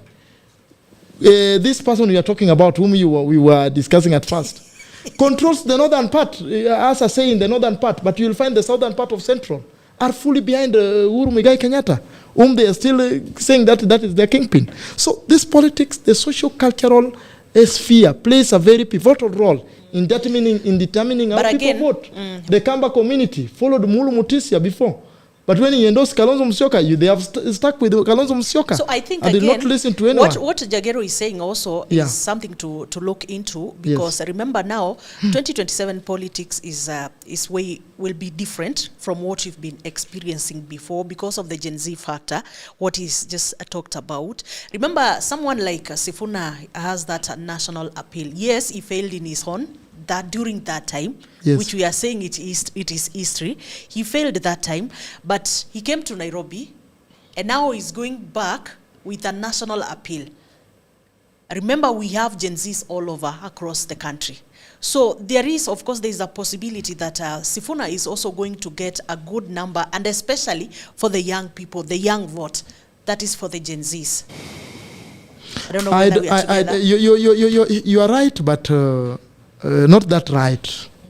Not that right. The campaigns need a lot of things besides speech. What campaigns entails a lot of things. You know that. And he's what going. Is Sifuna lacking? Eh? What is Sifuna lacking? Well, maybe he knows. He knows what he like. I wish him well. He's a youthful guy, but I don't think if Sifuna said that he's going for president, he's working for someone. Currently, let's be realistic. Who is he working for? Who is he working for? He's working for someone. Who? And that someone cannot come openly. Linda who? They were saying Linda who? It's not Linda Mwananchi. They are working for someone, and if that someone, if that tap will be dry, I don't think you'll never even hear of them. Let us be realistic. Going to 2027 general election, I have not seen anyone who will challenge William Samoei Ruto and win in Western Kenya, in Nyanza region, and even some aspirants in northern Nyanza. That is Nyamira and Kisii. Have started asking themselves what is going to happen, because they have seen that speed of Matiang'i going down. So politics entails a lot of things, and defeating an incumbent hasn't been easy. We saw in 1997 Daniel Arap Moi, in 2007 Mwai Kibaki. We saw in 2017 Uhuru Muigai Kenyatta. So it has been a very difficult kind of campaign to defeat an incumbent. You must be somebody like Raila Amolo. You must have kingpins in different regions of the country, and they have to go down to look for you votes. This needs a lot of resources. And let me tell you, the person financing Linda Mwananchi, in fact, he has even reduced. Who is he? Who is he? You know these things. You want to say Uhuru? You know these things. I don't want to mention numbers. You know, we know. You are afraid of mentioning. You can mention Ruto. You can mention everybody else apart from Linda Mwananchi's issues of finance. I'm a financial expert. Issues of finance are very. We'll send him a demand letter. Issues information. Which information? We'll send you a demand letter. How much is a senator earning? How much is a senator earning? So that and you can tell us the type of choppers. No, just listen. Where you're getting that information in. That is why you are there to send demand letters. Listen. I'll send him a demand letter. You send him a demand letter. I have no problem over that. Court. I have no problem. Yes. The kind of campaign they are doing now and the post which they are holding, I think is different, and they have not given a pay bill. Today, they haven't given us pay bill so that we contribute, because they're saying Linda Mwananchi. They have. Have you gone to Linda Mwananchi? This guy is saying all remember sorts that of things. movement? Yes. They have pay bill. That are very through the MPs. Through the donations. Which kind of donation? We have donated over 10 million shillings. 10 million? How much is an helicopter? And the kind of campaign which they are holding is supersedes that 10 million you are saying. So, in politics, that is not in politics, there's funding. I don't deny. Babu is not poor. Even me, I was funded by Raila Amolo Odinga. Kaliba Miss is not poor. I was funded by Raila Amolo Odinga. I was speaking his language. In politics, I don't deny funding might be there. I don't. But now, when the financer can say that I'm not going to give this, your campaign will be punctured. I've also been in a campaign and I was financed by Raila. So I'm not saying that them being funded is illegal. It is illegal.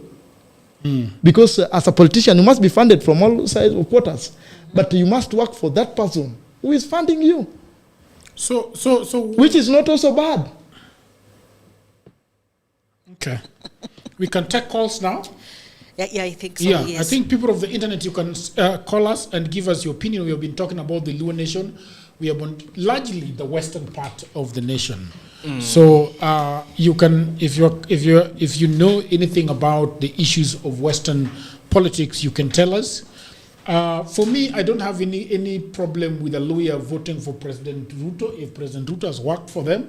I have no problem with somebody voting Sifuna if Sifuna promises them heaven on earth. I have no problem with that.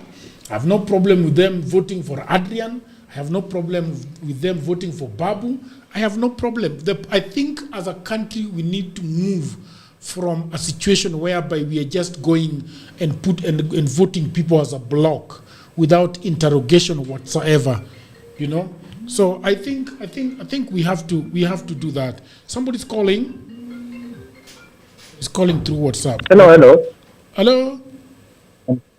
Naitwa David. Hello, good evening. What's your name and where are you calling us from? I'm calling from Nairobi. My name is David. What is your name, sir? Are you able to get David. us from a loudspeaker? We have a feeling that you are calling us from loudspeaker. No, I'm not on a loudspeaker. Okay, you are now pretty clear. So my two questions. Okay. Hello. Goes for I want to ask.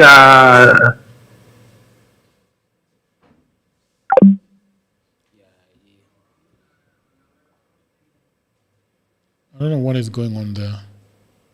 He's still on the phone. No. He's still on the phone. Yeah, he is. Yeah, he is. Don't hang up his call. He's actually not there. I don't know what is going on. Yes, you want to ask? Hello. Yes, how are you? Hello. Yes, we can hear you. Hello. We can hear you. Hello, Jagero. Yes, how are you? Yes, I'm fine. We the Okumu wa Embakasi East. Okay. Reduce the volume kidogo so that we can hear. Nataka kuongea na this guy in a brown suit. This guy is in a brown suit. He's called Mr. Hagai. Very good, Mr. Hagai. Yes. Talking about Wetangula at Yakona Usemi. Okay. Someone needs to remind Hagai. Okay.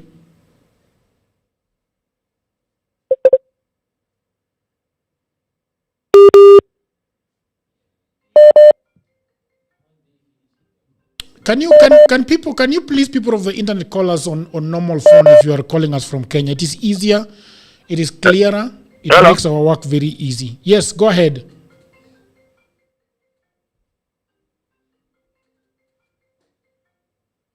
Okay. Something is happening to this So one. coming.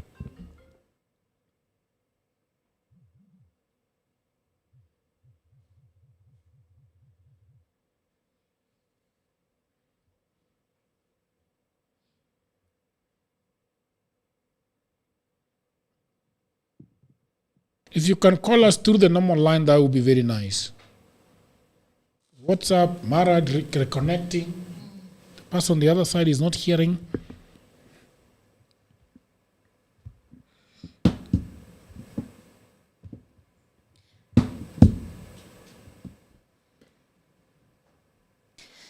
Jagero, as we wait for the calls, Yes. so you can just go through some of the comments. Some of the comments. Yes. Yeah, why are you guys laughing? Are they that bad? The comment section is always, your comment section.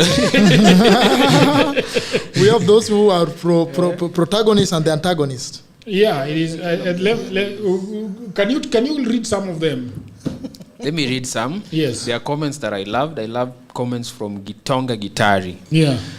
You are nitpicking. I loved one. He said that, Luo Nyanza has had governors since 2013, each receiving approximately 12 billion a year. What have they done? You can't elect poor leaders and expect development. There is no marginalization, bro. That was someone who was telling Hagai when he was defending Oburu with his heart. There is another comment here that I like. Okay, I've read that one in so quick and it's inappropriate. There's someone who's saying, that is Jim Ombati is saying that lawyers will not vote based on hate. Very smart people. It's one of the comments that he said.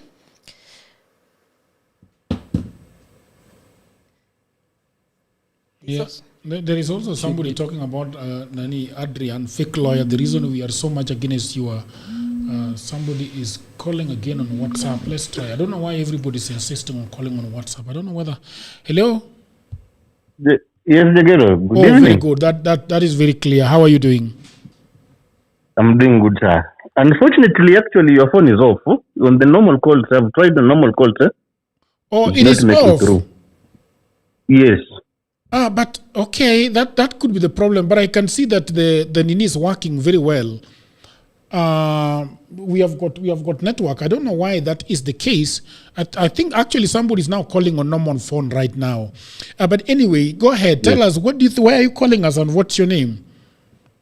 Yes, my name is Lewis Pulinda. I'm calling from Nairobi. Yes.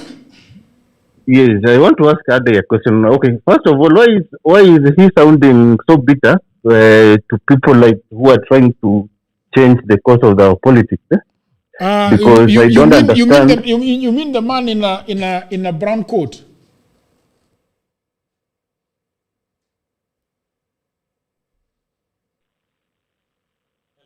Hello? Yes. Who do you mean? Who are you talking about?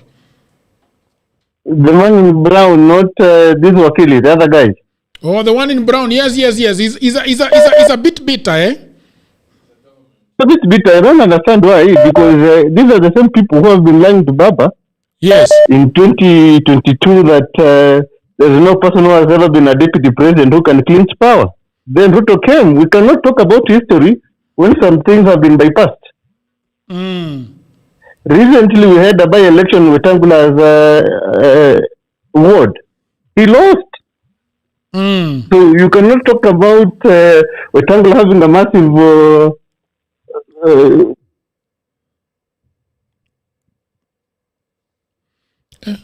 today calls. Yeah, go ahead. Go to the other subject. Let's listen to this guy. Hello?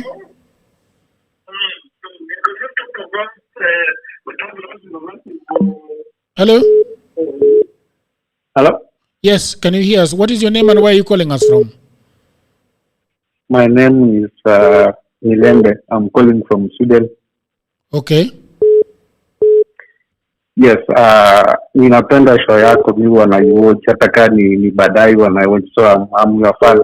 I just want to tell her guy that he's living in the past. Okay. Yeah, and I'm a Luhya, by the way. Now in Luhya, the problem is we don't speak the same language when it comes to politics. We are always divided. That's our undoing. Okay. Yeah, so unaona like Mudavadi yako huko, Wetangula kwa the other side. We are always divided, and our politicians always divide us on our tribal grounds. That's why we gonna come our voice in one basket. That's our problem. All right, thank you very much, sir. Yes. Hello? Good evening, Jagger. Hello, good evening. What's your name and where are you calling us from? Let me have my name. Now, what I want to say is that for me, okay, I think I don't prefer the way like people they judge about the Senate, because for me I feel that the Senate they work on committees. Okay. And that's why you see we have like CPAC, which I think it is the best committee in both houses. Okay. So when you blame Sifuna that he doesn't oversight Nairobi, we are very wrong. It's like we don't understand our constitution, because our constitution. That's why you see Ontata says that I am a Senate from Busia for Nairobi. He's not Senate from Busia, because if you say he's from Busia, it's like he's supposed to oversight Busia alone. He's not supposed to oversight any other part of the county, which is very wrong. What exactly? I think that guy. What exactly is Sifuna's job? It is in Article 96 of our Constitution. Okay. Which is to allocation of the money from the central government. And that's why you see Sifuna he stood in front of the Senate the other day, and he said he feels very sorry for the ODM people for not allowing the country to get 450 billion, and they instead went for 428 billion. So why is he talking about Ruto then, if that is his work? Sorry? So why is he talking about Ruto if that is his work? Why is he always talking about Ruto?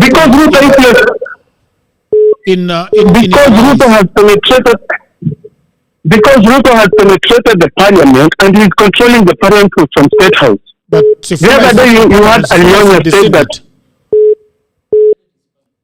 they are both House of Parliament. They are both Parliament. Yes. So yeah, there is upper house and the lower house. Are you saying that he's taken off from Parliament because Ruto has invaded that, so he's going to invade Ruto? Jagero, we are not party. Please understand. Because I want to have a conversation with you very clearly and step by step. Yes. Because I want you to understand that Sifuna is not supposed to be doing other things apart from, we know specifically what Sifuna is doing. And in that article, does he oversight does he oversight Ruto? He oversight county. But he doesn't talk about Orengo and Siaya. He does not talk about what is one way. Why is he talking about? Because they talk it through the committees. For him, the Senate stool is through the committees. In rallies. Only Ruto is supposed to talk about in rallies, but the others he talk about in committees. When we talk about Ruto in rallies, it's because we feel because we feel that the parliament, the lower house, is not doing their work. They are not doing their work. That's why we go talk it in a rally, because we cannot talk it in the Senate, because the Senate is obligated to oversight counties. So he can only talk about counties in the Senate. But I want to ask you a fair question. Between governors and Mr. Ruto, who do you think is worse off? Is it the counties or President Ruto? I will answer that question by telling you who has a lot of money, who has the bigger cake of the country. Ruto has 85. Is it exactly? So he has the big chunk. He has a big chunk, and he has succeeded because he is controlling the parliament. Okay. You get my point. So for me, I feel it is very wrong, because 185 it says that the MCAs, they are the ones who are supposed to be oversighting, who are supposed to be eye to eye with the county government. What are they doing? You get my point. Yeah, and then for the Senate, what do you think Sifuna promises this country? Sifuna, for me, I think he's right. The other day I told you Sifuna is working under the shadow. Yes. He doesn't want to come with the party because he knows that it will be infiltrated. You see, why is it you so concerned with other people what they want to do? Because he wants to be Sifuna has understood him very well. Okay. He knows that Ruto works on copy pasting. Okay. Look at what he did in the other look at what he did in the other campaign. Yes. Ruto, after Raila chose Mother Karua, yes, Ruto ran very fast to women and he formed a women charter.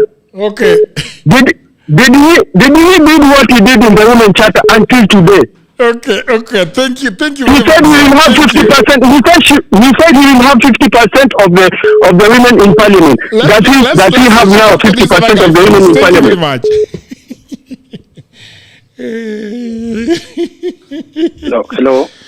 Hello. Good evening. What's your name and where are you calling us from? I'm Job Toile from Bungoma. Yes. Oh, yeah. You are the guy we have been waiting for. What do you think about... Today you have failed me terribly. This guy... Yes. With the brown coat. Oh, in the brown coat, a guy. Anaongea mambo ya Bungoma ya Waluya. Okay. Ilhali yeye si Mluya. Anaongea mingi sana kuhusu Sifuna. Okay. Ilhali yeye si Mluya, hata ajui mambo ya Waluya. So kitu nataka kumwambia ya kwamba sisi Bungoma na watu wa Western tumeshikilia Sifuna mpaka mwisho. Tutakuwa na Sifuna mpaka mwisho, na hakuna kitu yote mtu mwingine anatuambia kutoka nje. Sifuna amekubaliwa Kenya mzima, so we must support Sifuna as Luhya community. All right. I think we've heard from him. Yeah, good evening. What's your name and where are you calling us from?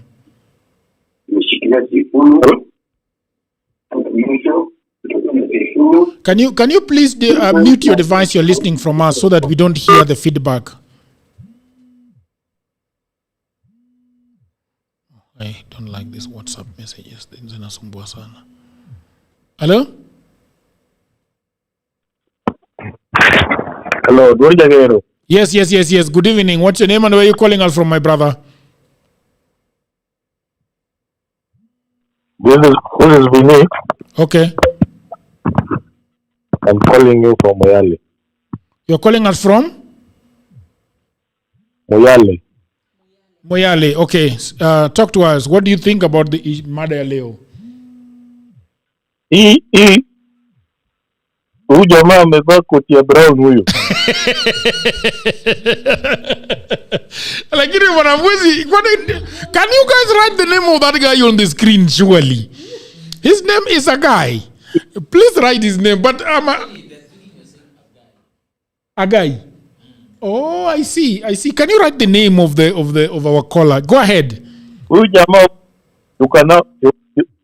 you can now understand why baba alikuwa naanguka. If you have people like a guy kwa kampuni yako. Hey. Unaelewa ni kwa nini baba alikuwa naanguka? Tunaelewa sasa. Sasa kama kuna guy, kuna hii jamaa ya suit ya brown kama tano kwa sako yako, utafika wapi? Hey. We can hardly hear the call. The call. What?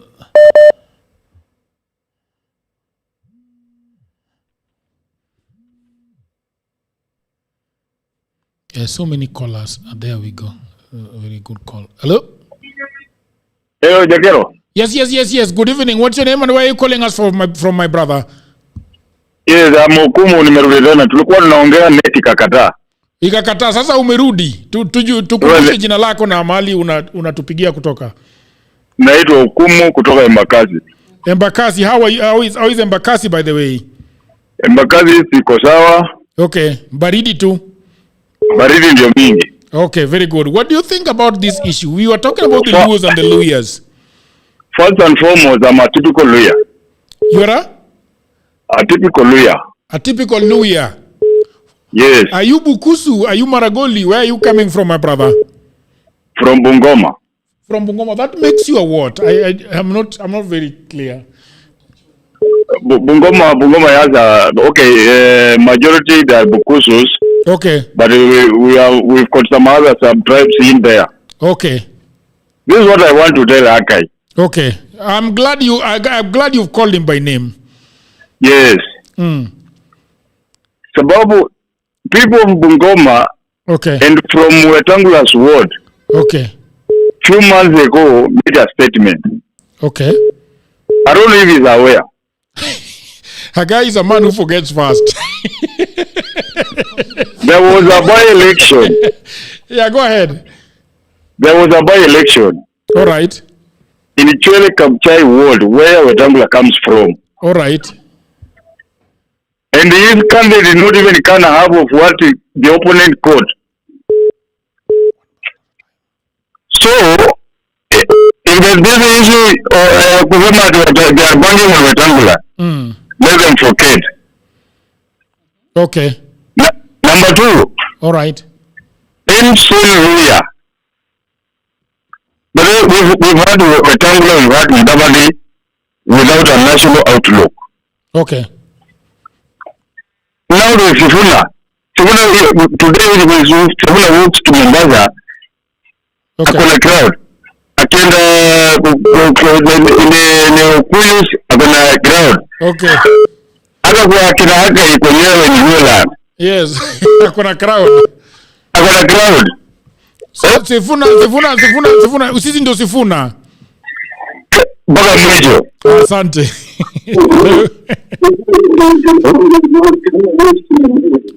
Please mute your device so that we can hear you well. Hello, what's your name and where are you calling us from, brother? My name is Francis. I'm calling from Eldoret. You're coming from Eldoret? Yeah. Okay. Well, what do you think about? Tell us about the temperature in Eldoret. Is the temperature favoring Sifuna or Ruto bado ameshika huko?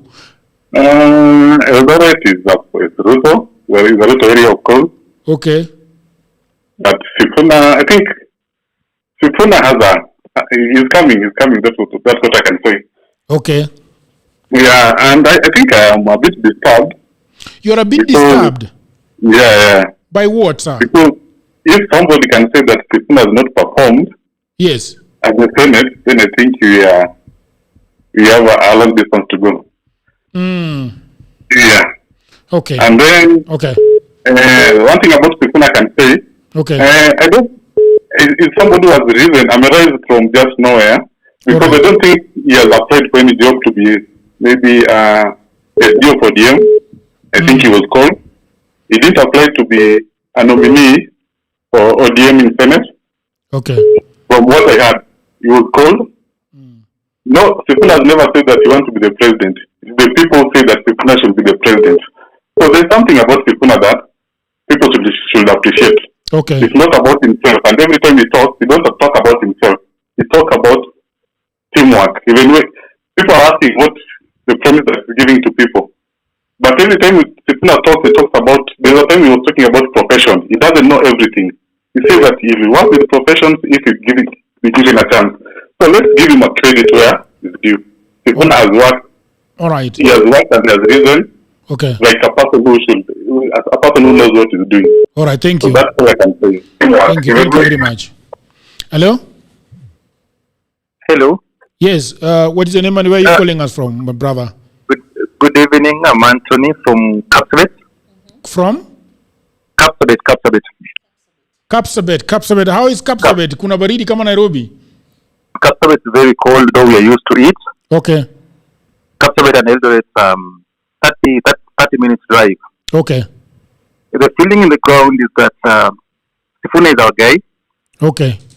We want a new crop, a person who understands the youth. Okay. And a person who can simply resonate with whatever is happening in the ground. Okay. For us, about the tribalism part, where we're going to, we are not affiliated to where do you come from, because I'm a Luo. Okay. And I don't sing about Oburu. Okay. I'm singing Sifuna because I feel he's articulating the preamble of the Constitution. Okay. It's first the Constitution, then the rest can follow. Right. If the law is not followed, automatically the rest cannot happen. Right, I want the last point to Hagai. He's doing a good work. Okay. In misleading the Oburu faction. All right. Thank you very much. Hagai, what do you have to say, man? These people are calling you the man in a coat. Yes. AGUY. They don't know Hagai is a name. Hagai is a name from the Bible. Everybody should know it. Unless we are talking about. I know Adrian is a pagan, but at least he should know. Adrian is a pagan, but at least he should know. Okay, there is a caller on the line.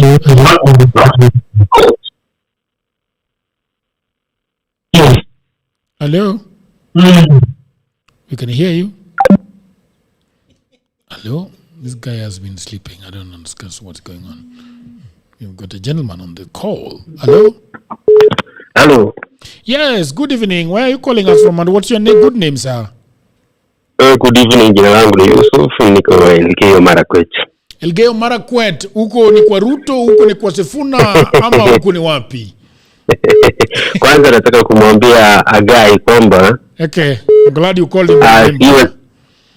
Asiwe na wasiwasi kwa sababu this Linda Mwananchi wanakuanga very, yani wanapenda kucheza populist politics. So kwa hiyo wamemobilize kwamba upike simu hivi na hivi, lakini kitu ambacho ningependa kusema kwamba Sifuna hii wave itapotea tu iweke Sifuna kwa sababu si wa kwanza. Okay.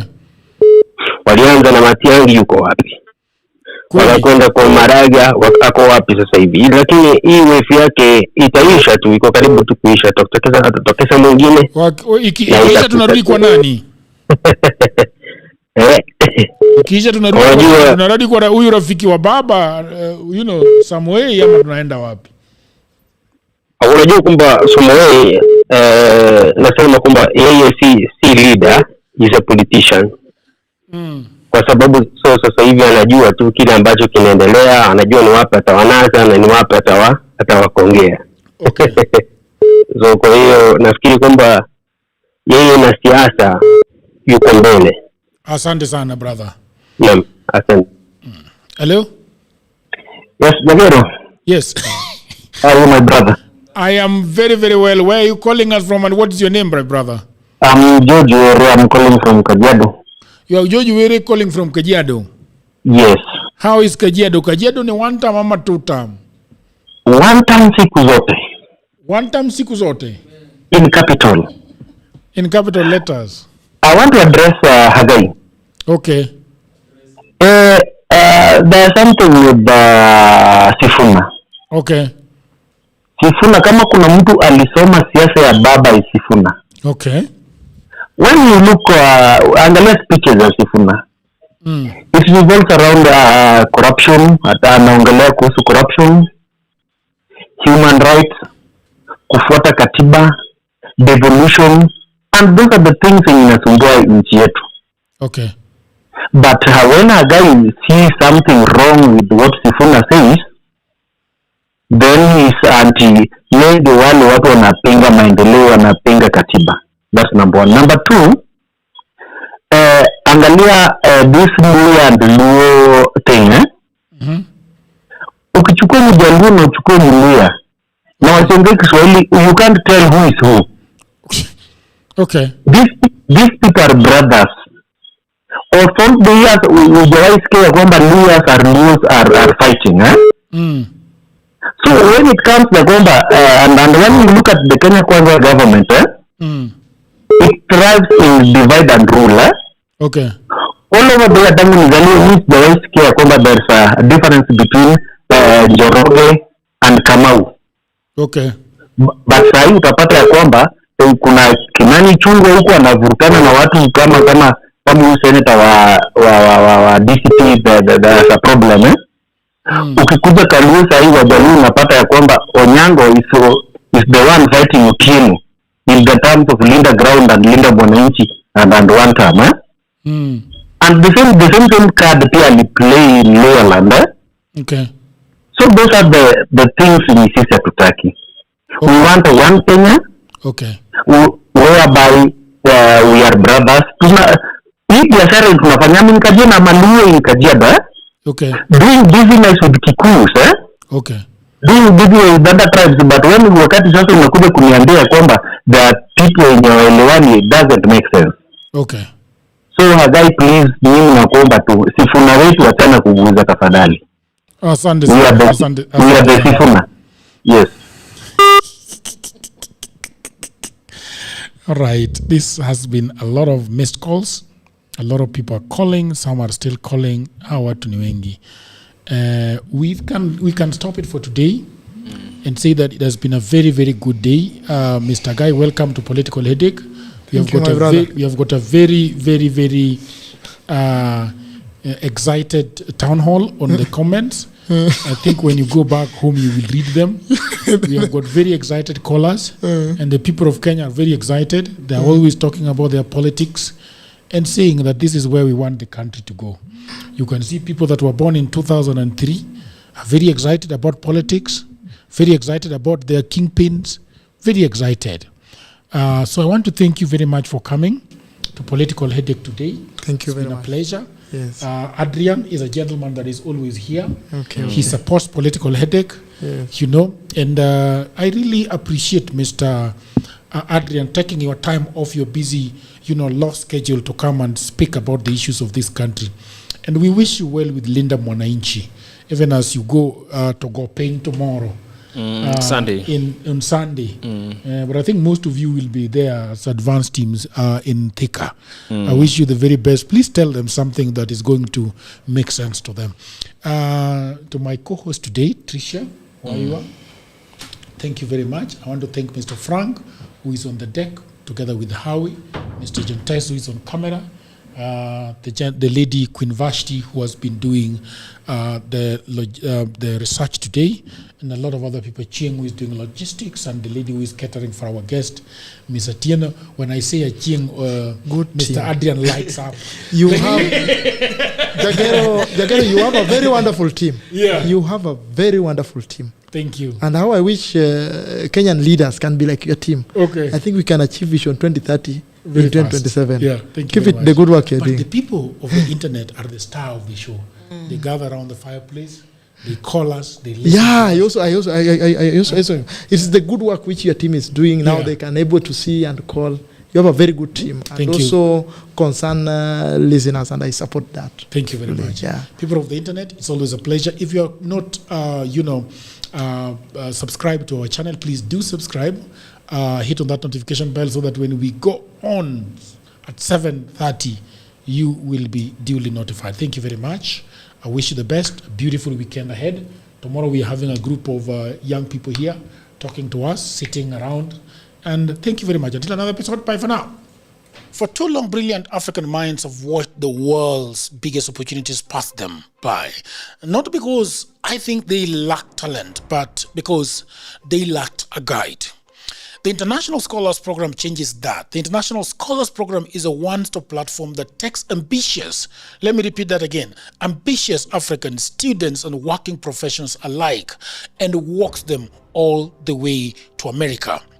So this program has been founded by Bob Mwiti, a very good friend of mine, a Kenyan who is actually right now in the United States. As a matter of fact, he, goes to the United States, comes here, lives here, and goes to the United States because he's got a lot of love for Africans. Over the past 7 years, ISP has placed more than 800 African students in universities across the United States. Full degree programs with funding regardless of financial background. It is one of the very few programs of its kind accredited in both the United States and right here in Kenya, and by the Commission for University Education. So, if you are a student dreaming of studying abroad, ISP walks you through the entire journey. What are they going to do for you? They're going to do school selection. They're going to get you scholarship, applications, and even the visa.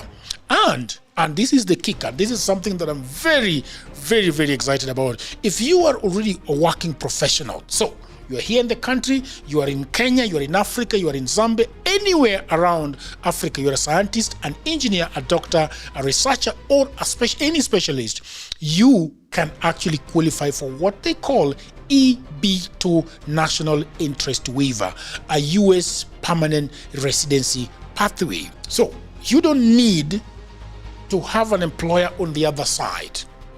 No employer sponsorship required.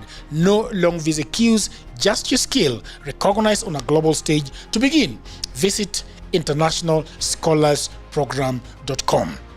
Or if you want to reach them via call, you can actually call the Nairobi office on 0742 849 555. That is 0742 849 555. Or you can actually walk into their office, the Mirage Tower, Tower 1, 8th floor, Westland, just off Wayaki Way, next to the GTC, International Scholars Program, Empowering Dream. So thank you very much.